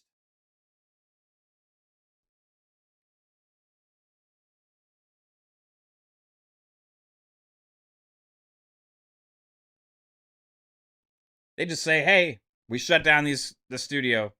Next week, hey, we shut down this studio. 2 months later, hey guys, we should shut down this studio. Everybody's like, "Oh, that sucks." Oh well. Moving on. Xbox is dead. Xbox dead. Dead, dead, dead.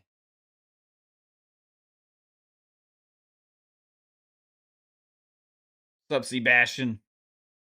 The double standards in this fucking like shit show of coverage out there is absolutely crazy.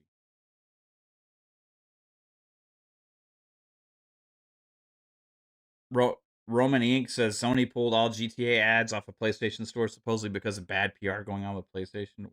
With who Rockstar did, or so like Sony. That's crazy. It's funny too because like if that's true, like GTA may have had a little bit to do with the final decision making with PlayStation on this because once GTA announced their digital only on their code, like in the box, you're getting a digital only code. It was like, okay, well, GTA is doing this gonna be the biggest game of all time. That's the signal almost. It seems like right, like that's the signal. This is the way it's gonna be. And it's like maybe PlayStation decided, okay, well, this is the time to jump on that.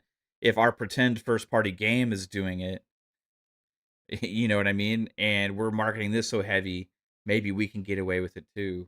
I don't know. It's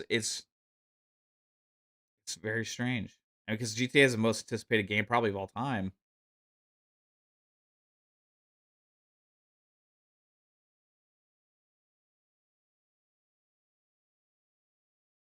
Rockstar told them to pull it off, Spider-Man said. Wow.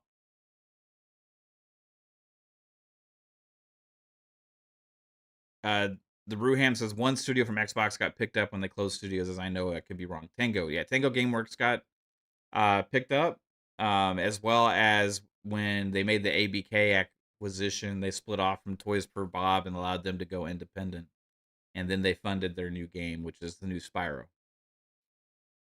Um, Arcane Leon or not Arcane Austin shut down. Um, they shut down the initiative,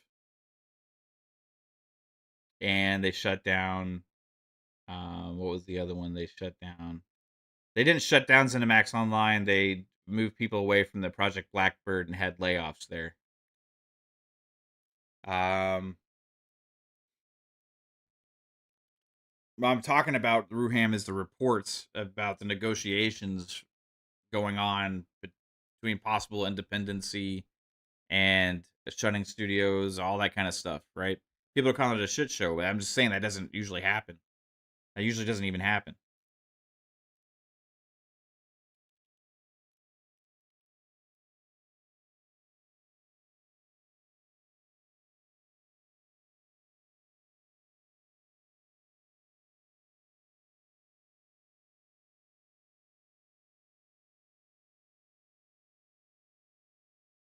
They shut down Alpha Dog Games. Roundhouse Studios got absorbed into ZeniMax Online. They shut down Arcane Austin and Tango Gameworks. So you got Arcane Austin, Tango went independent. They worked out a deal there, and then Alpha Dog. Roundhouse got absorbed. So Xbox actually only shut down completely two studios in May of 2024, and then after that was the initiative.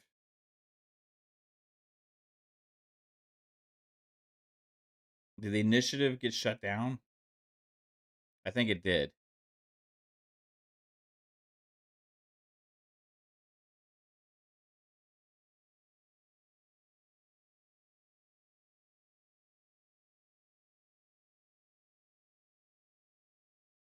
Let's see.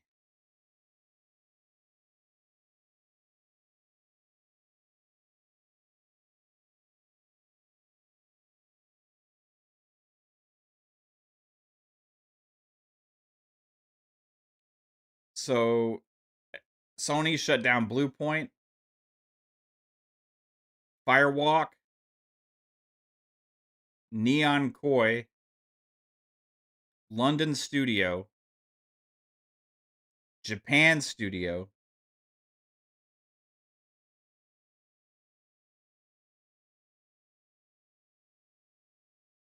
okay, so I'll say Japan Studio was absorbed into Team Asobi mainly. So you can call that kind of a saving there. Pixel Opus,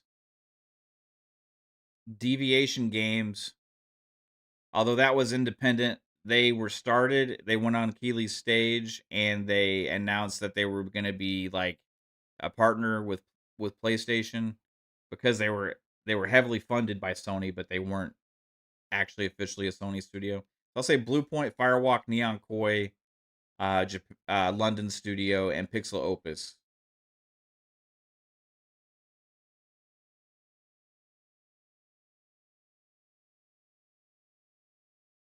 But if you want to count the same amount of kind of things, it's one, two, three, 4, 5, 6, 7, maybe more.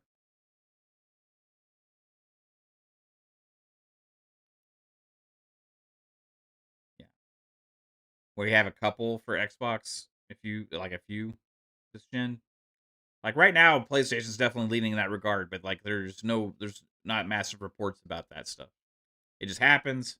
The announcement gets made, and then everybody moves fucking on. Nobody asks why. Nobody what led to this.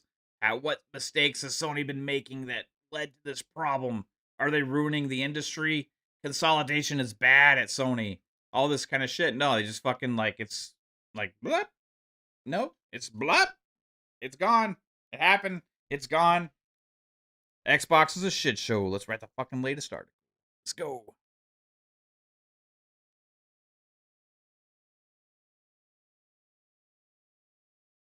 Quick stop Dante says, could care less about gaming. I quit the hobby in 2019, being a console gamer all my life since Atari and Odyssey too. I kind of think gamers did this themselves. I never bought a digital game.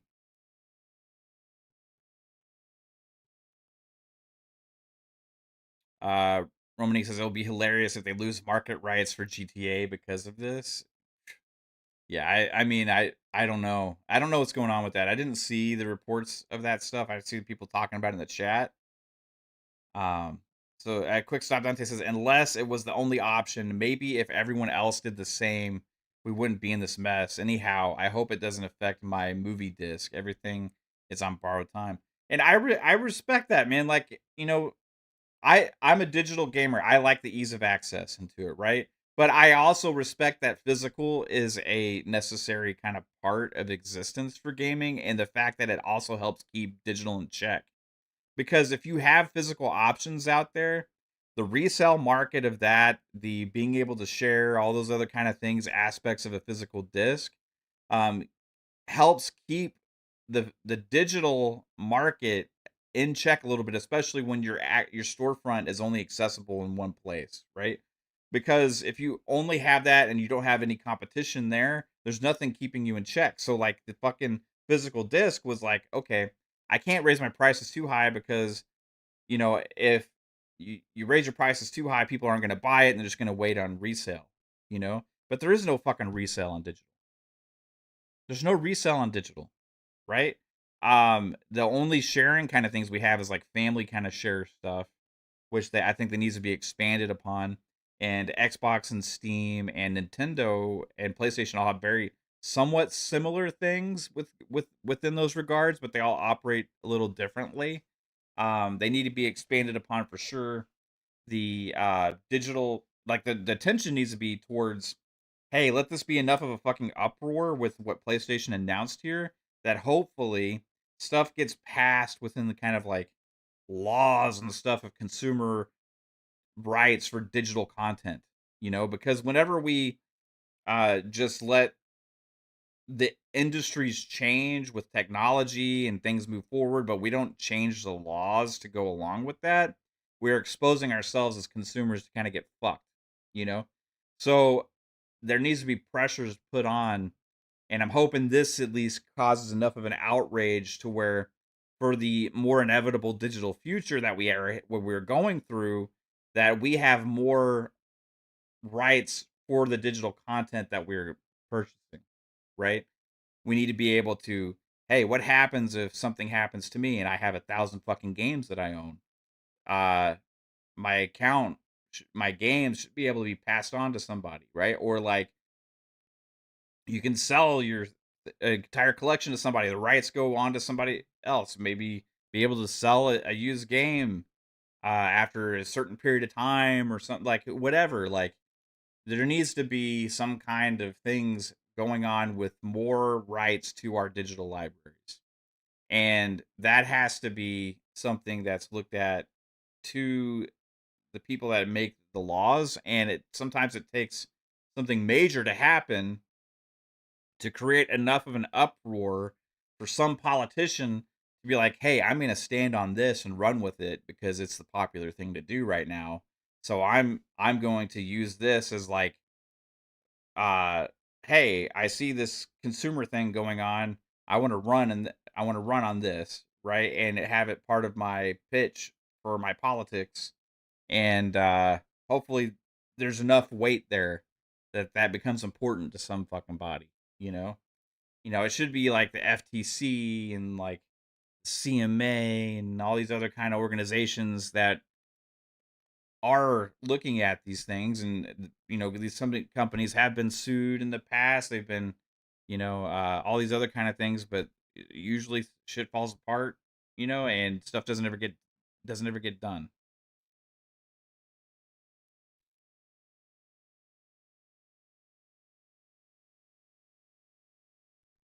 Brim says, "Love your styles of discussion, man. Keep her lit, yo. Appreciate it, Brim. Thanks for being here."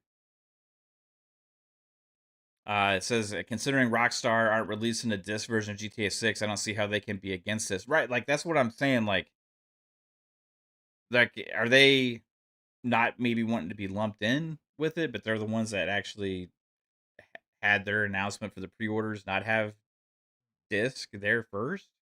So like, I don't know what to make of that. You know, I don't know what to make of that whole like pulling ads and stuff. Like, I that's a for me that's like a wait and see thing. Um, maybe there's just different ads popping in at different times, you know, and people are just noticing, oh, the Rockstar ads are gone.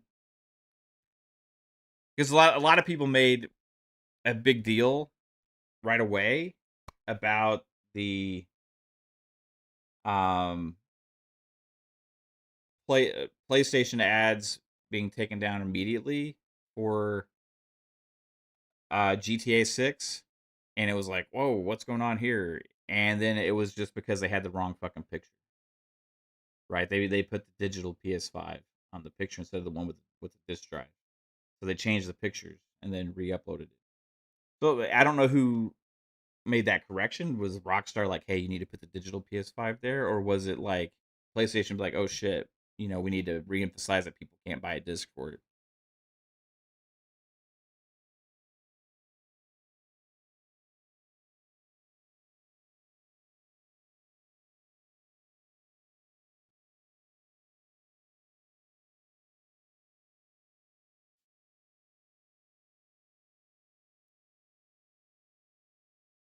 Bungie layoffs blamed Xbox. PS3 and Vita store closure blamed Xbox. PS abandoned physical disc blamed Xbox. They're talking about, oh, is it because Xbox doesn't have goodwill? They just have no goodwill. They've done so much shit towards consumers recently that the PlayStation gets to do whatever they want now. Is the energy that people are putting out there is what he's speaking to Ruham. And I don't know individual cases other than the Vita and PS3 store closure and the physical disc thing. I saw Grub and the other, I don't know who the other guy is, but he had like a PlayStation headset on. It's from Giant Bombcast, I believe. And they were sitting there saying that because of the lack of consumer goodwill of Xbox right now, it's their fault because and that PlayStation gets to make moves like this. Meanwhile, they're there talking shit about Xbox instead of PlayStation for making that move in that same sentence. And it's like, where's the problem lie? You know, where's the problem lie? That people like Christopher Dring are making up shit about studios like Obsidian and putting that out there within, well, somebody else, and then Grub came out later and be like, hey, he wasn't lying about that. I heard the same thing. Somebody mentioned Obsidian. You just why you don't report on fucking like shit that you think somebody said, like about like this is a possibility that's actually gonna fucking happen. You know? Like I said, like me and my wife can talk about something, and whatever decision we make to is the news. Or is the what happens. It's not whatever our discussions was. Like we can say, or you could like a business. I could talk to like, hey, do I want to use this contractor? Do I want to use this contractor? Do I want to use this? Hey, I'm possibly considering all these different people, but I use this one, so that's the one that I'm using. It doesn't fucking matter what my other possible considerations were. Like what matters is the decisions that get made. And they're acting like people aren't allowed to discuss different options and possibilities when they're going through a massive restructure. Yeah, things are moving fast. They're trying to make deals, they're trying to make decisions, and it's very cutthroat right now. And it's not going to be good news, whatever happens. But it doesn't mean you need to add fuel to the fucking fire and start throwing every studio's name out there just because you heard from somebody inside that may have mentioned that somebody was talked about.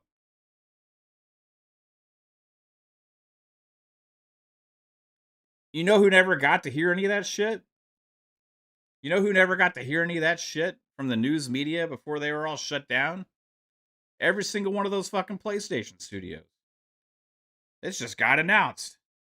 Let's move on, is what they did. Well, it's an industry problem. Well, it's just the way it is. Well, I'm glad they're moving away from games of service. That was a smart decision for them. I'm glad they're moving back into the way that we want things. Yet, when Xbox is trying to move back to being more competitive and streamline and change the way they're doing things, oh, it's a fucking shit show.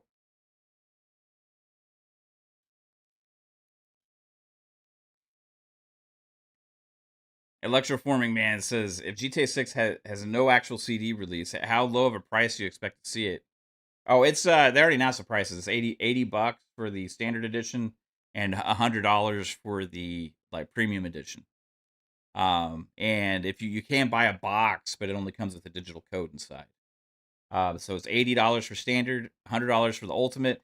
But the $100 ultimate edition is really the real game because there's so much shit locked behind the ultimate edition of like in-game content. There's literally stores in GTA 6 that will not let you go inside unless you are an ultimate purchaser.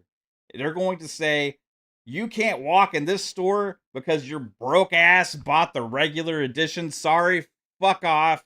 Enjoy the digital future of our pricing decisions. That's what they're saying.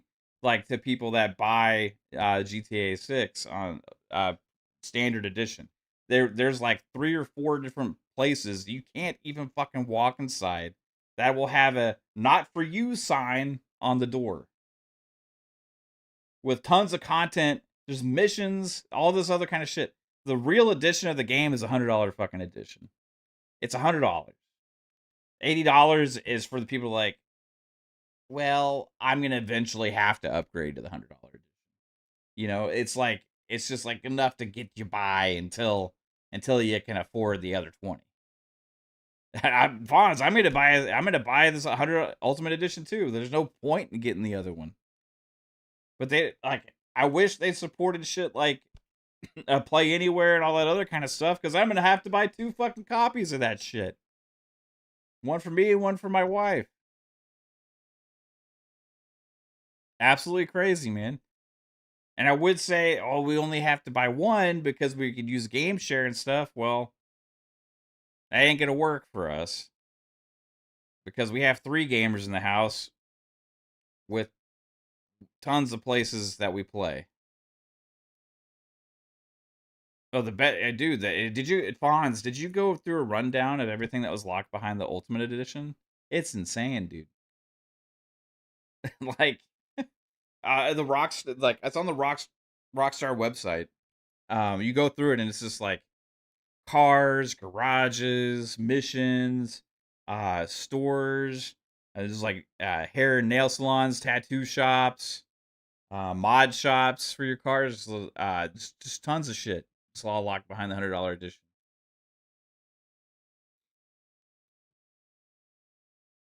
Yo, Web Dave, how's it going, bro? Yeah, car customizations and cars and garages. Yeah, tons of shit.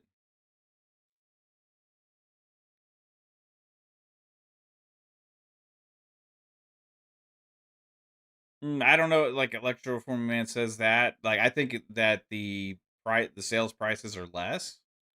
But there will be sales prices. I mean, the GTA 5 even went in Game Pass a few times.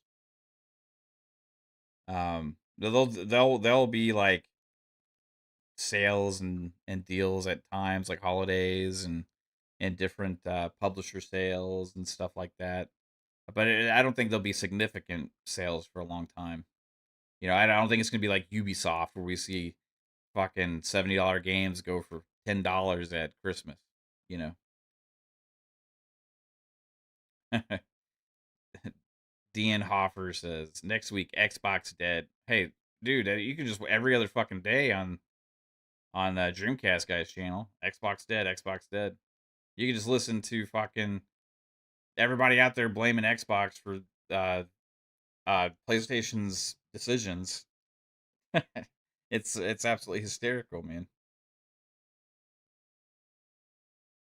Sotness says regular edition for me. I'm good. You'll have to just like walk past the bouncer at the Ultimate Edition doors at the tattoo shops and the salons and say, "Hey, not for me."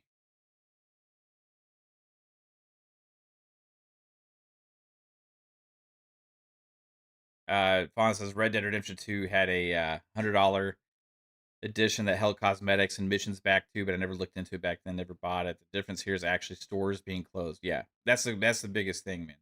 Like, and yeah, it's. I'm not saying that like having content behind $100 editions isn't like normal, like or like expansion passes or like DLC or cosmetics and skins and stuff like that.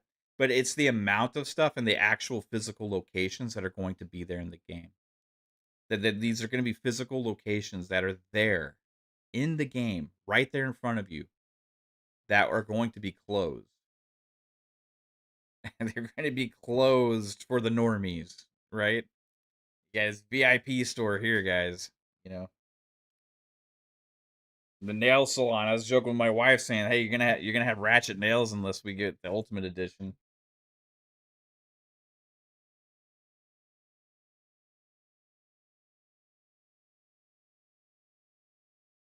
I know, like when it comes to games media stuff, I'm not saying don't shit on Xbox. I'm not saying. I'm just saying shit on PlayStation as much as you do Xbox when they are doing the same stuff. They don't, right? Like they hold Xbox accountable, hold PlayStation accountable, hold fucking Nintendo accountable, and Nintendo can be amongst the most egregious out of them all. Nintendo literally had a remaster of old games that they released for a short window of 3 months, charged full price on that shit, and barely did a fucking upres on the resolution. And they try to treat it like a fucking Disney Vault. They charge $80 for Mario Kart World.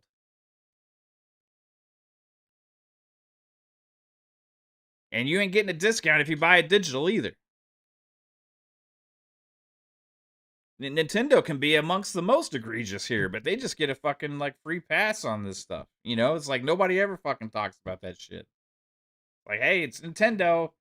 They always do but right by us because they make fun games. Like, well, hey, they also have by far the weakest ass hardware. They chose to go into mainstream handheld market instead of really releasing real consoles. Like they kind of left console gaming behind to chase their bigger market, which was handheld, and decided this is going to be a device that's going to work for console gamers as well. Cut off when they made that decision with the Switch, cut off all the backwards compatibility with the Wii and the Wii U, that stuff with the Nintendo Online that they had.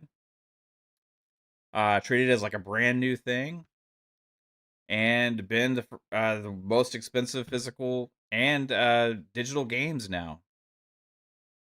I mean, GTA 6 is literally the same price as fucking Mario Kart World.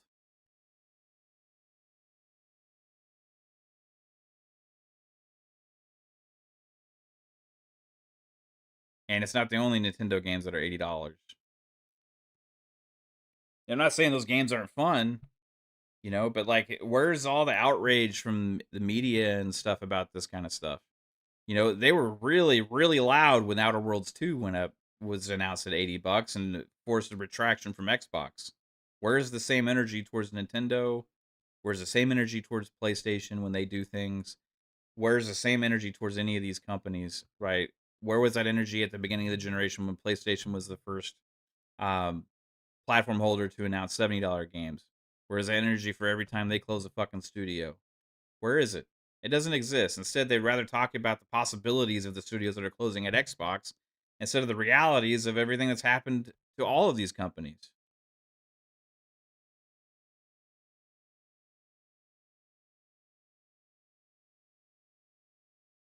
And instead, they try and understand it when it's PlayStation. We try and understand that the decisions they're making because it's the betterment for their business.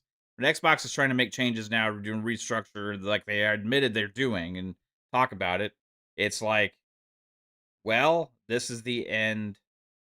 Tragic death. It's a shit show. It's a disaster. They're making fast decisions. They're talking about this. They're talking about that. Who knows what's going to happen? Well, you're not supposed to be hearing the shit they're talking about behind the scenes, bro. Like, whoever, and I keep saying this too, like, one of the biggest problems that Xbox has is whoever the loudmouth people are with the big organization that they have that keeps talking to the media, keeps sending DMs to these people, that talks to the grubs, right? That talks to those people that's spreading information out there. You gotta find out who those people are and fucking get them out, because when they start spreading all this shit around, it becomes discussion of stuff that could have just been made into the big announcement. Instead, it drags on for weeks about possibilities. I'm hearing this is happening, blah blah blah blah blah. You lose the ability to control your message. That's the one thing Sony's brilliant at, is they always have the ability to control their own fucking message. It's never like, we're hearing PlayStation might be doing this, or we're hearing the possible considerations of Sony closing the studio. We're hearing the possibly blah blah blah. We're hearing this. And no, it's just fucking like, it happens. Well, we see the announcement. We deal with it and talk about the next possibility happening at Xbox instead, because somebody sent me a fucking DM.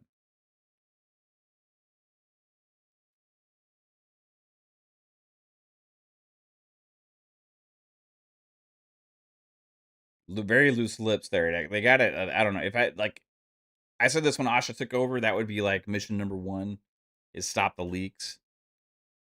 You got to find out who it is. You got to find out who these people are that is spreading this stuff, and you gotta get rid of them. Right? Got to get rid of them. They ain't doing you any favors.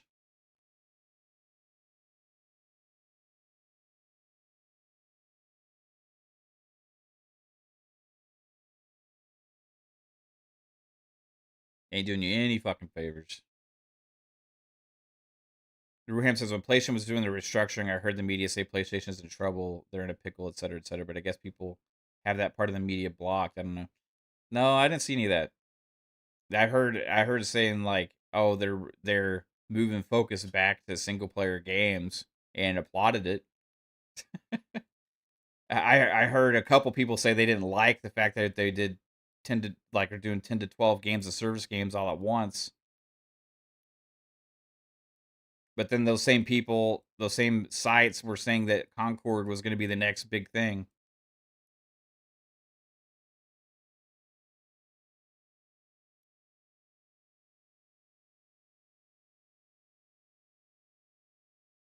I didn't see any of that shit about PlayStation in trouble. I can Google it. It was said by YouTubers like me. Yeah, I said that shit. I said that they were like, what the fuck are they doing? GameSpot, IGN, say PlayStation's in trouble. Maybe there was one article where they that came out that said PlayStation's in trouble, and I remember that was like, whoa, somebody actually said that shit. Like, holy fuck! I mean, this is like fucking every week for Xbox.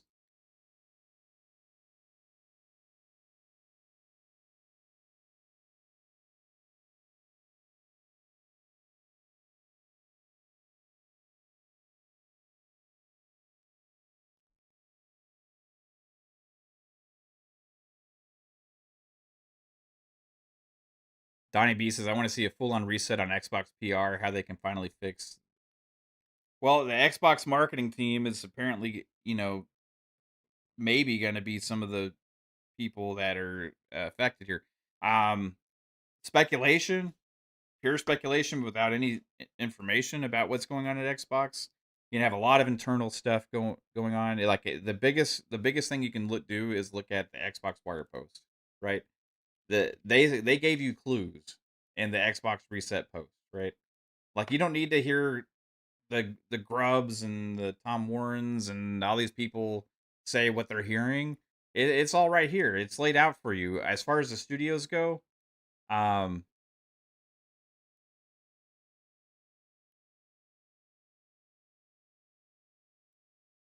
it was right here on number 4.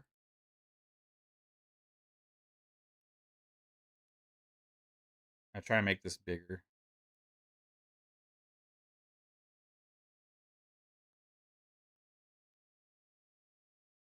Number 4 gives you all the clues that you need to know for what they're going to be doing in the direction they're going for their studios. We expanded our studio system when we needed a pipeline of content to meet multiple strategies across subscription, streaming, and devices.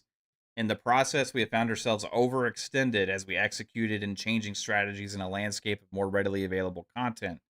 Well, that means that they see themselves as overextended. That means streamlining, right? That means moving on from certain kinds of games and certain types of things you're funding, and maybe possibly the studios that make those kind of things, because they're overextended. They set it themselves there. And then following that up, they said we are the fortunate stewards of industry defining franchises, very key words there, that have enormous potential and player demand, but we have not adequately funded them to compete and win. Well, so what do we expect from those sentences? We expect less, like, maybe art housey type games, and less games that have smaller audiences, and maybe studios that make those kind of games. Instead, the funding is going to be maybe poured into the bigger franchises, or franchises that they see have bigger potential, and funding put there. At the same time, as we saw this past weekend, it showcased a reliable pipeline of first and third party exclusives and new IP are critical to our success. So that doesn't mean they're done making new IP. It doesn't mean that they're not making first party games. And also, something that Phil was kind of against was doing third party money having exclusive deals.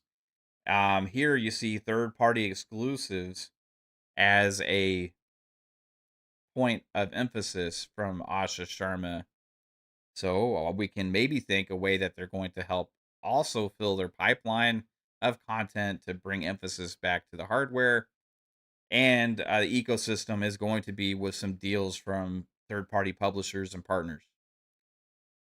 We need to reassess the balance between these and our investment priorities for the next 5 years. So this means restructure our studio development pipeline, reallocation of resources from certain projects into other projects. It's all here. Next 100 days, Xbox reset. Right? This is the stuff that, all these reports, we're hearing this, we're hearing this. It's a fucking shit show right now. It's a disaster right now. This is all the discussions that have been going on that they laid out for us at the beginning of all of this. The first 100 days was the assessment period, the learning period. The next 100 days is about resetting this into Asha's Xbox.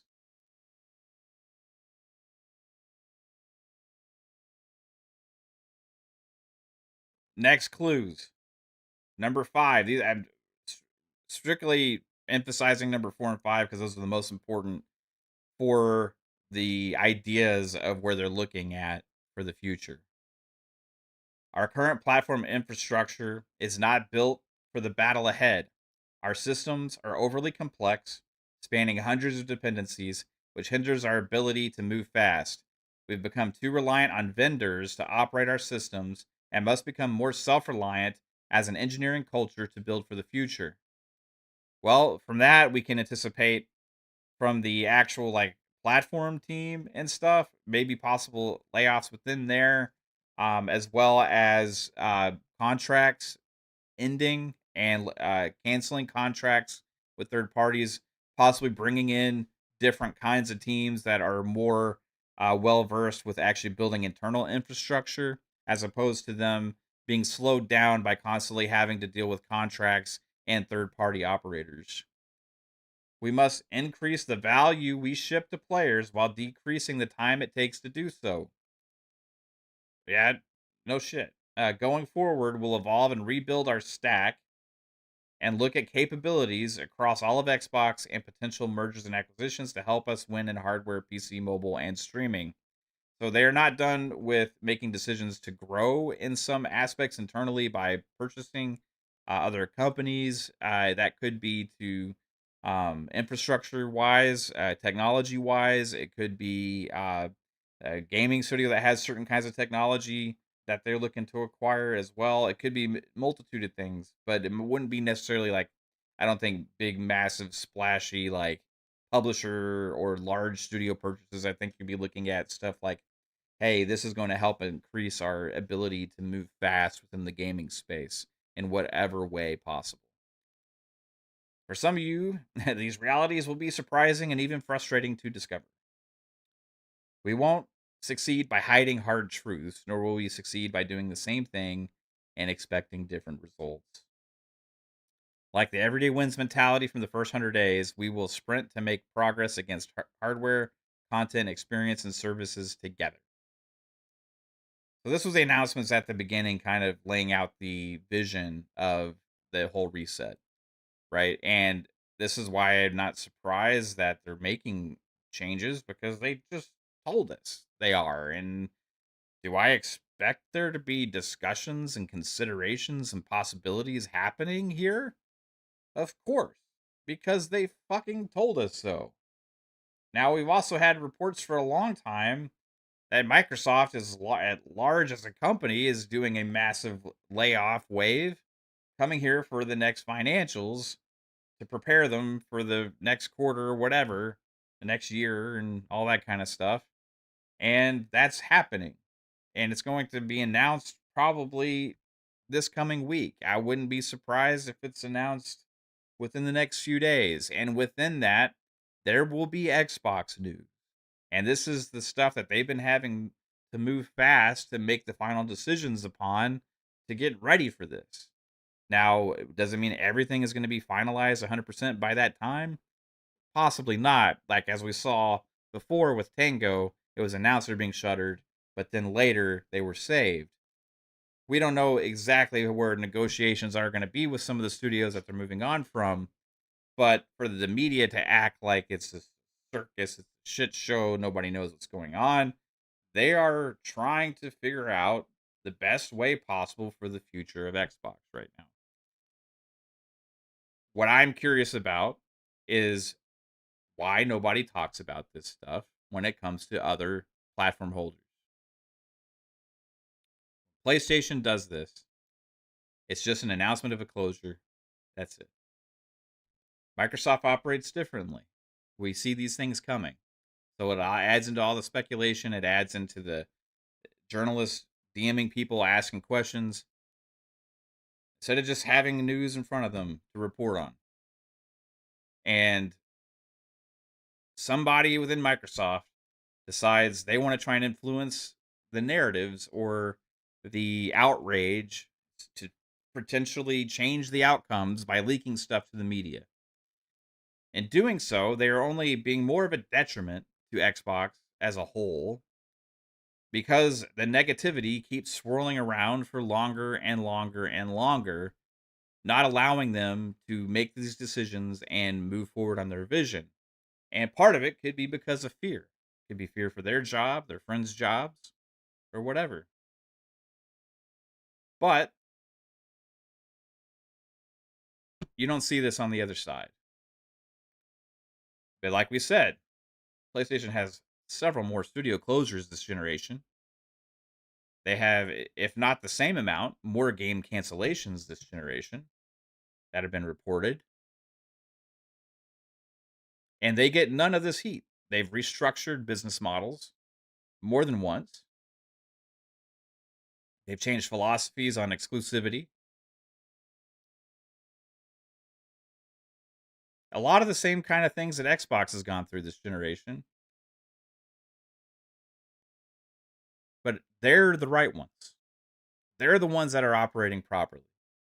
They're the ones that know how to do things. And if that's what you keep reporting on, that's what the casual gamers are informed upon. That's what everybody rides with. And then comes out that they're making physical games go away. They're taking that away. They're the ones to fall on that sword. And the first thing out of your fucking mouth is, well, it must be the goodwill of Xbox is gone. That's why PlayStation gets away with this.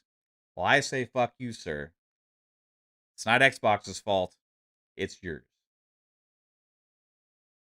It's anybody that's been spreading this and perpetrating this bullshit PR marketing, falling for the twisted news, twisted realities, falling for all the BS that they've been spewing you to help you propel them to become the market leader while you've been taking their money as their sponsor.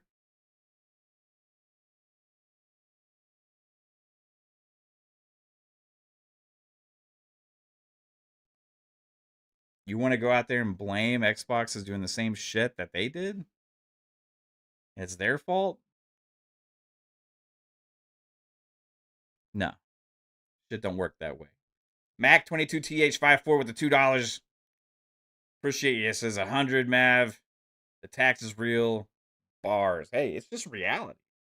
It's easy to see. It's easy to see. Do we need to play that clip again? Do we need to play this again? What they sold everybody on to propel themselves? In addition to propel themselves to this status? Do we need to play this for everybody? Why no guitar riffs today? I don't know, man. The shit ain't work. Well, the guitar riffs happen with memberships, I think. I don't know what I don't know what happened with the TTS shit. Hold on, let me see. It was working. Let me open it. Hold on. Let me try and log in and see if I can't get it to work. It was working earlier.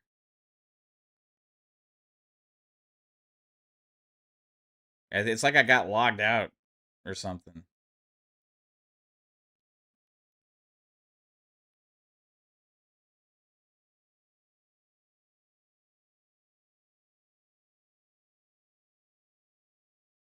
It just all of a sudden stopped.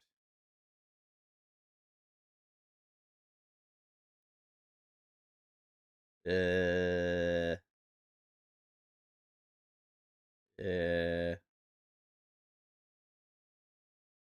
fuck is it? Here we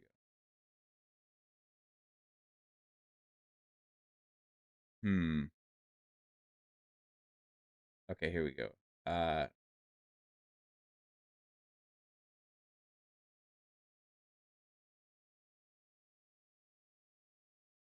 This is a test super chat message. Okay. It should be working.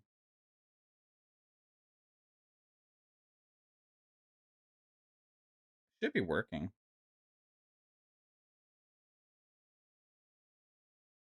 I don't know.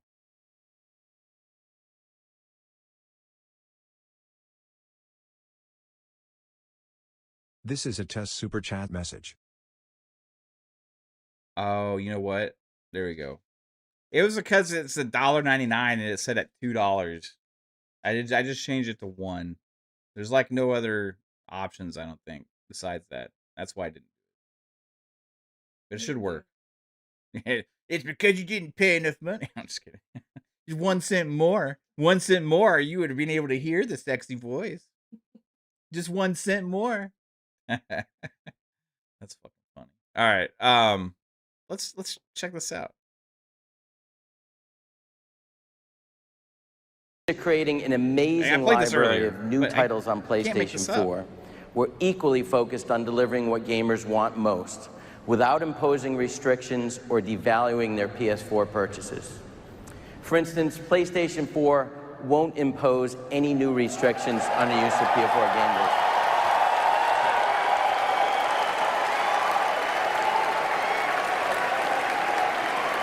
Should we sing the applause song again? Yeah, let's go, PlayStation! Woo! I'm sure everything's gonna be great going forward, and you're never gonna turn this around. You're never gonna flip it. You're never gonna flip it on me. Never gonna turn around and say, we changed our minds. You're never gonna stop making disc. Never. Never, never. Never, never. Never enough. Never, never. Never enough. Never. PlayStation's gonna fuck me forever. Again. And again. And again. It's never enough. Fucking. Never enough. Fuck me. Never enough. Yes. Tell me lies. Tell me lies. And when.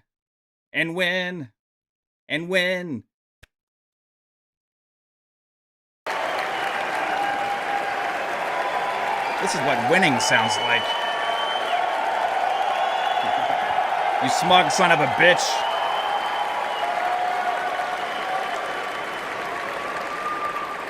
Guess that's a good thing. We believe it's a good thing.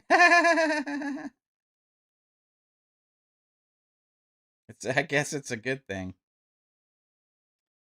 I guess it's a good thing. Is it still? in the model that people embrace today with PlayStation 3 and continue to demand. Just heard you there. When a gamer buys a PS4 disc, they have the rights to use that copy of the game. They can trade in the game at retail, sell it to another person, lend it to a friend, or keep it forever. Trade in games at retail. Sell it to another person. Lend it to a friend, or keep it forever. You know the way that they can save grace here if they want to actually do this digital shit only? Have this same graphic and then put digital games on it. And that's going to be their way they can do it. Trade in, well, you can't trade in games at retail if it's digital. Unless it's disc to digital, you can still do that. Sell it to another person, lend it to a friend, or keep it forever.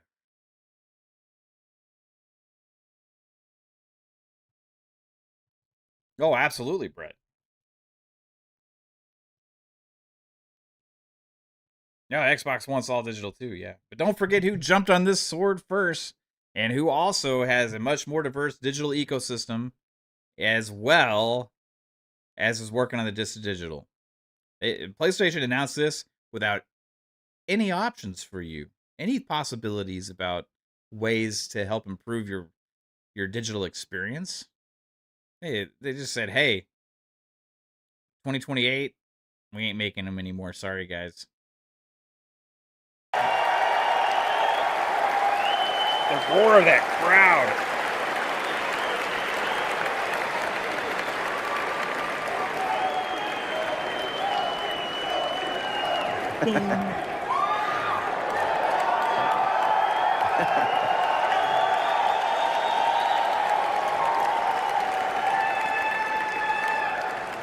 In addition, I'm calling it the coaling. PlayStation 4 disc-based games don't need to be connected online to play. Not the purge.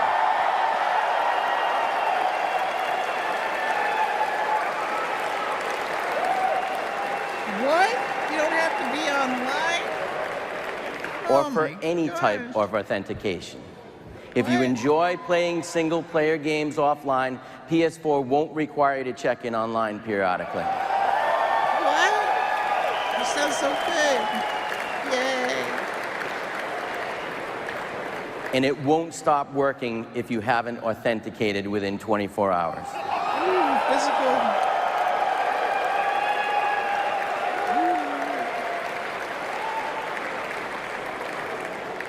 Imagine being able to I don't want to imagine that. All right, so that's what it is.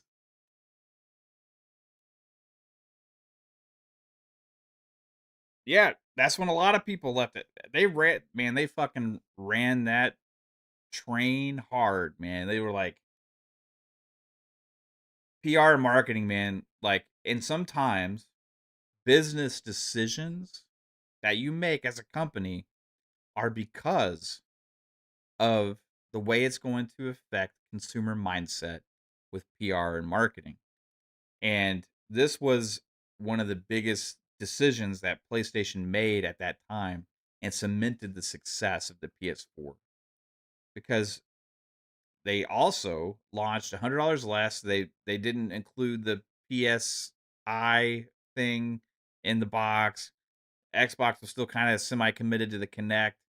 They included that, so it was $100 less to buy a PS4. They were promising this. Xbox had the whole PR disaster as they were like, well, we were fucking left like dust in the wind on how to handle this shit. And what are we gonna do? Now you have people like Major Nelson be like, it's not like we can just hit the button. Like they were blindsided, right? So the Xbox is like, oh shit, I guess we're gonna have to hit the fucking button and retract all this shit that we've been talking about as an industry to do. I mean, they had retailers involved with this. They had like PlayStation was like everybody was involved with that shit. Then it was like, whoop, nope, Xbox, fuck you. You're on your own. We're gonna ride this PR wave. You took the hit. Thank you very much for that. We're gonna tell everybody what they want to hear and make that the whole branding of our company going forward.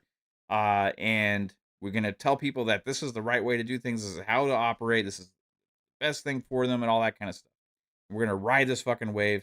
Rode it through the PS4 generation, destroyed Xbox One. Xbox tried to make a good pushback at the end of the last generation with the Xbox One X. Phil takes over, implement Game Pass. They started making more pro-consumer moves, started acquiring some studios to build up their library again. They start doing all this stuff. Meanwhile, you have this whole media that still hates Xbox for those decisions when they were originally trying to do it. And it's like, oh, okay, you have this whole media championing PlayStation. At this point, Xbox is trying to gain some ground. You have media saying the Game Pass is going to kill everything, blah, blah, blah, blah, blah. You have PlayStation is the only ones that know how to make great games. Remember, people like Keeley, PlayStation is like HBO and Xbox is like basic cable. Shit like that. Statements made before the generation started. Generation picks up. Series X is more powerful, same price as PlayStation. However, because developers prioritized development on PlayStation was way more of a popular brand, it didn't really matter necessarily that Xbox had more powerful hardware at launch because the optimization always goes to PlayStation first, except for the Xbox games, which should have been more optimized. Xbox failed to optimize some of their acquisition studios games very well at launch, leading to games launching at 30 frames when turns out, yeah, they could run at 60, but they didn't implement that till later. So you had things like that affecting them. You had pipeline disaster early in the generation from due to COVID, and also different studios just being behind on games and not being slow to make these big fucking games. So you had a year like 2022 and not much come out. Then the next big game that does come out in 2023 is Redfall, and that hits bad. Also being very buggy and optimized at launch. Ended up becoming a little bit better after updates. PlayStation riding this wave between 2022 and 2023, finally getting some of their big first party games out. This generation was cemented at that point. Xbox failing to be able to make enough consoles as well to meet the demand after the whole COVID fiasco. PlayStation had ordered so many and had made so many that they had ability to meet more demand than Xbox could. While early on it was more even, at some point PlayStation started selling 2-to-1, then 3-to-1. Here we are. You have the Xbox maybe close to 30 million consoles out there. PlayStation at like 90 something million, right? generation hardware wise, PlayStation in the bag.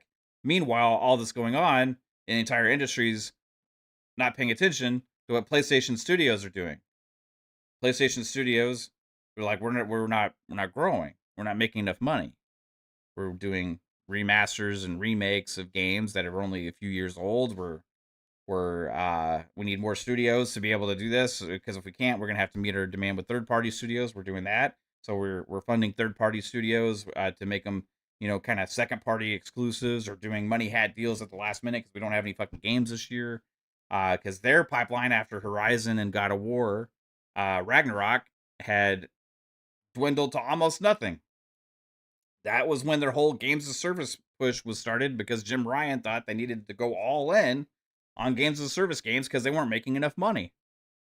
Well, turns out they didn't know how to fund those studios properly to make those games. They didn't know how to grow those studios well enough to make those games. They didn't invest properly in it. They didn't do what they needed to do to put out games like Factions, to put out games like the Spider-Man multiplayer games. Instead, they were expecting their big single-player studios to do it. Just completely lost. And then they thought they had the next hit on their hands with something like Concord. Like, this is all right. We got this. This is going to be the next big thing. Oh, 2 weeks later, less than 1,000 people playing it. We got to pull it now. One of the biggest release disasters in the history of gaming was Concord. Meanwhile, the whole reset structure there, well, it's not working off. Well, we're going to have to start closing a bunch of these studios that we acquired. Closing all those studios that I listed earlier. Gone, gone, gone, gone, gone, gone, gone. Meanwhile, Xbox is acquiring ABK. Much bigger news. Acquiring ABK. What's going to happen with ABK? What's going to happen with ABK? It's bad, good, bad, good, bad, good. I mean, PlayStation's like, hey, we're just here, fucking, we're just, we're just here, sitting here trying to figure out our own shit, and nobody's paying attention. Nobody's paying attention. Everybody's paying attention to Xbox. We're here fighting Xbox over it because we don't want to lose the marketing deals with Call of Duty that we used to have. And here we are. Here we're still left with Sony kind of end of their pipeline struggles, possibly, as last few years have been a little rough. They've had to make so many third party, second party deals. Now we're into the stage where they finally have some first party games, like Saros came out, Wolverine is coming out next year. They're gonna have hopefully some more games come out, even though this last showcase didn't do much to instill faith in me on that. Um, and we're still working through that. Marathon came out. Did it really live up to what they wanted, or is it going to be another disaster for them? Apparently, it is, because they just did more Bungie layoffs. And all of that's happening. The game industry and the games media hasn't been really paying attention much to it because their focus is on Xbox. So this is where we're at. And Xbox is doing their reset now with new leadership, changing their direction, much like PlayStation did after the exodus of Jim Ryan. And different leadership took over there. I think Nishino is the guy that's in charge now. And with Herman Hulst being in charge of the content studios. So it's kind of like Asha taking over, Matt Booty's kind of ascended. Similar situation. PlayStation went through this whole fiasco. Games media didn't crucify them about all the moves that they're going to have to make when they're making their transitions. PlayStation seems like they're going to be end up settling upon what they should have been doing all along, which was still making their kinds of games, as well as investing in some games of service games and stuff like that, trying to broaden their catalog, not just go all fucking in on all your studios, making 10 or 12 of them at once. That was just completely ludicrous, bonkers. But now you have PlayStation riding the wave of no negativity really from games media, hardly at all, ever since that moment. Ever since that moment. And deciding to end physical games on their hardware. Games media says it's Xbox's fault.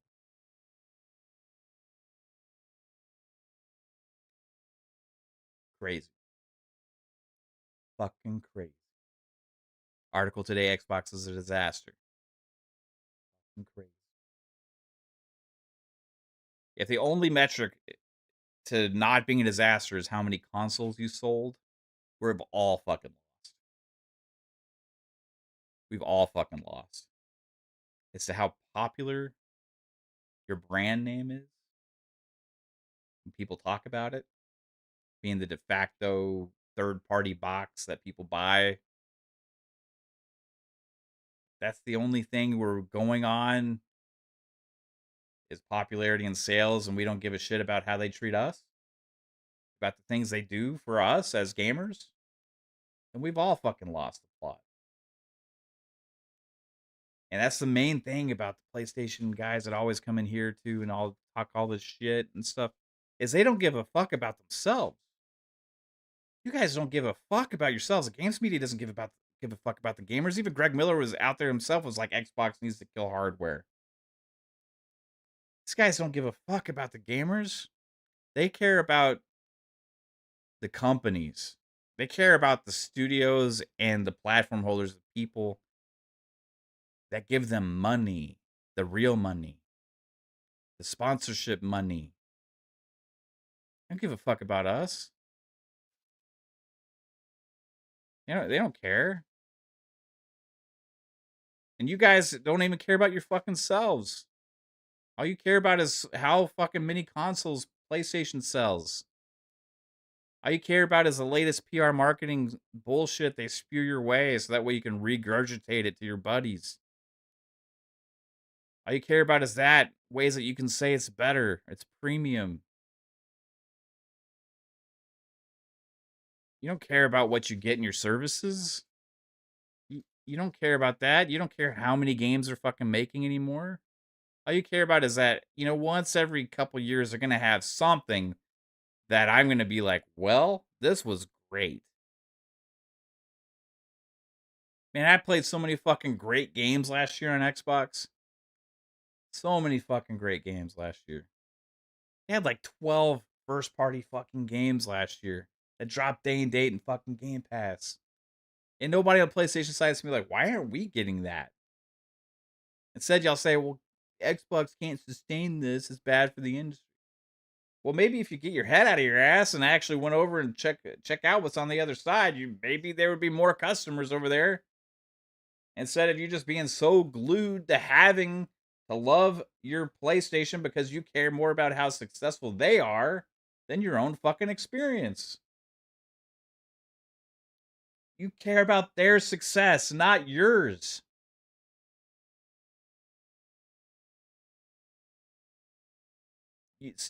You ask, what can I do for Sony, not what can they do for me?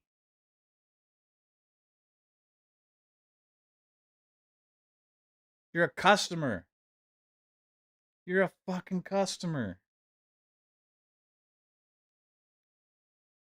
Are all you shareholders? Are they doing profit sharing with all you motherfuckers? What the fuck is happening?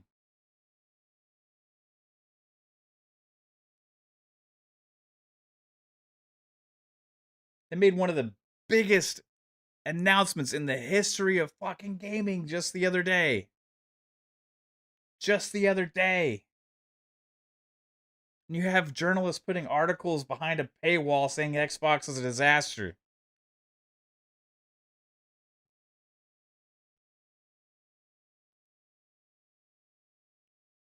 Let's get fucking real. Let's get real. You can say that definitely, Ruham, about some Xbox guys, not this one. I give them shit when they deserve it. And the people in our chat will be like, oh, man, it's a pony bot or whatever the fuck they want to say. Got Xbox guys that fucking hate me for being upset when they made the whole decision for Tango Gameworks and Arcane Austin, because at the time they were not in this mindset. They were not in this transition period. They were not in a reset.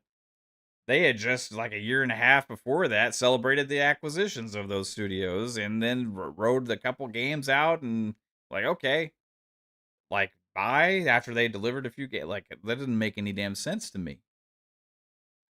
I was like, yo, this is like not what you're supposed to be doing. This is not helping the model that you're trying to push. Now they're changing. They're changing directions. Shit's gonna change. We expect it. They laid it out. They laid it out beforehand that there's gonna be some shit. This isn't a surprise now. So with this restructured, yeah, there's gonna be bad shit happening. I'm glad that we have some kind of notice on it, because now we understand what the direction is kind of leaning towards, and it's for the strength of the platform, is what hopefully is the case. But you have these media guys trying to twist it into every possible other thing under the sun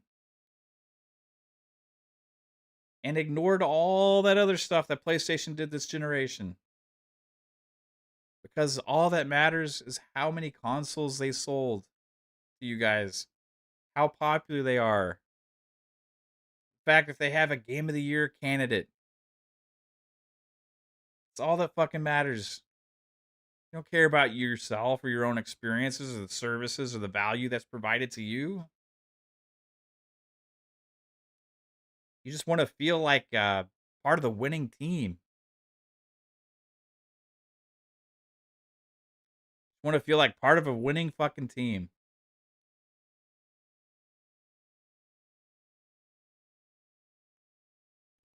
How's that working out for you? When you're so isolated in this winning team that your premium experience is available only if you buy $1,000 box and that's the only option you have to access it. And then they have pure control on any possible means for you to buy any fucking content on that device. And you have no options for physical media anywhere. You have no options to be able to access their games on the PC. In fact, they can't even operate that right on the second and third party shit when they block 132 fucking countries from accessing their latest second party partnership deal on PC. How is it going to work out for you? Are you going to yell and scream from your closed box? Are you going to yell? Are you going to yell at Xbox and say it was their fault? Are you going to realize you're in a fucking cage and you put yourself in there? Are you going to realize they baited you into this fucking trap and you're sitting in there and you're looking outside, blaming the world around you for everybody else's decisions but your own?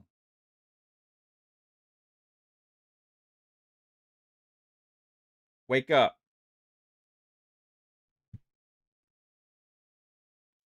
Well, everybody, this has been fun. I've ranted for 2.5 hours now. And I'm sure my wife wants me to move on with my life so we can play some fucking video games together or go eat some food or do something. But I hope you guys enjoyed the stream. It was fun. And stay tuned looking for more content in the future. Don't know what all is going to be here, Don't know what all is going to be here. I don't know what all news is going to break. I anticipate maybe some shit happening tomorrow. And if that happens, then maybe we'll cover it. Depends on what it is. Um, but just stay tuned. If you have the notification bell on, then you'll know, when I go live. If you follow on Twitter at Fun Speculation, then you will find when I make an announcement of going live soon and all that kind of stuff. But if you do like the channel, sub to it. If you share it out to people that you think might also like it. I appreciate that.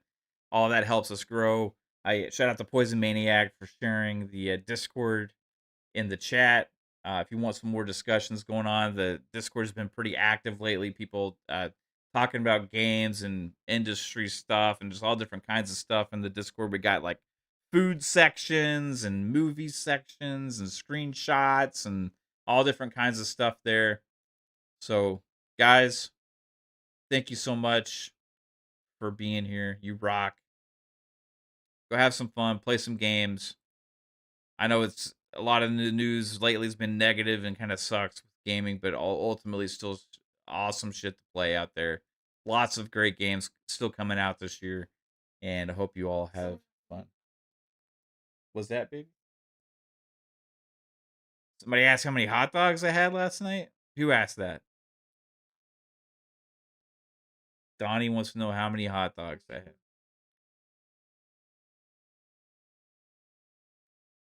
18. No, I'm just kidding. I had two.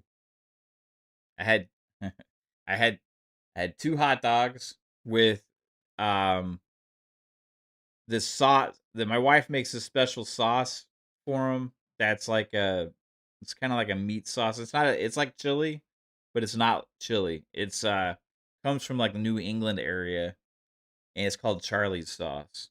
And it's kind of like I don't know how to explain it. Yeah, kind of like maybe Michigan dog style. I don't know, but like there's a very small place that makes this kind of like not chili shit. So I got two dogs with that. I grilled the dogs, Nathan's jumbo dogs. Grilled the dogs. I had the Charlie's sauce, um, mustard and onions on the dogs. Brilliant. I also had a fucking burger. Had a burger, grilled burger. My wife seasoned them to perfection. I burnt my hand on the grill. That was great. It's so hot that the grill was going fucking crazy. The grill was going nuts. And I was having trouble flipping the burgers because it was just so fucking hot that it's just like that fat was causing the grill to go nuts. So had a burger as well. Also had a barbecued drumstick. Um, because I like it was we had it like everything yesterday. We had a feast. Had barbecue drumstick. Um, I had some potatoes. I had baked beans and pasta salad. That was my 4th of July feast, guys. It was insane. It was absolutely insane. I don't know if my wife has a picture, but maybe we'll post one in the. Do you have a picture of my plate? Can you send it to me right now? I'll put it up on the stream. You want to? I mean, that this was. I couldn't finish all this, guys. So I'm gonna post. I'm gonna put the picture up of my plate. Just send it to the DMs. Yeah. Uh huh. Yeah. Yeah. I'll post a picture.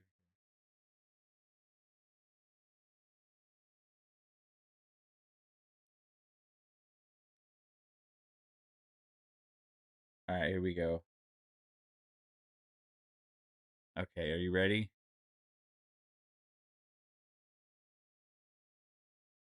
This was my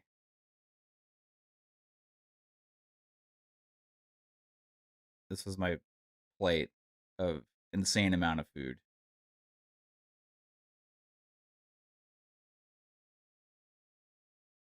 Here we go.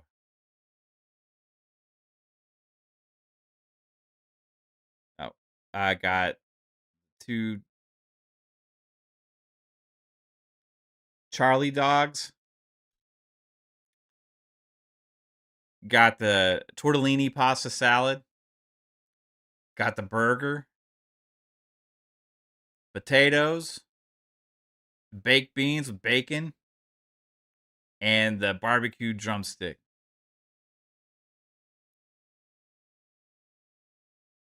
Yes, it was delicious. Absolutely delicious. That's a July 4th feast. And we're sitting on the balcony last night, hanging out on the balcony upstairs and watching fireworks off into the horizon. Like 10 fireworks show going off at once. Just like all over the place. Just in the horizon, fucking fireworks. Fireworks, just from sitting on the fucking balcony of our house. It's amazing. It was great holiday day yesterday. I hope all you had a good holiday as well. But yeah, thanks for watching, everybody. Hope you have a good one. Take it easy.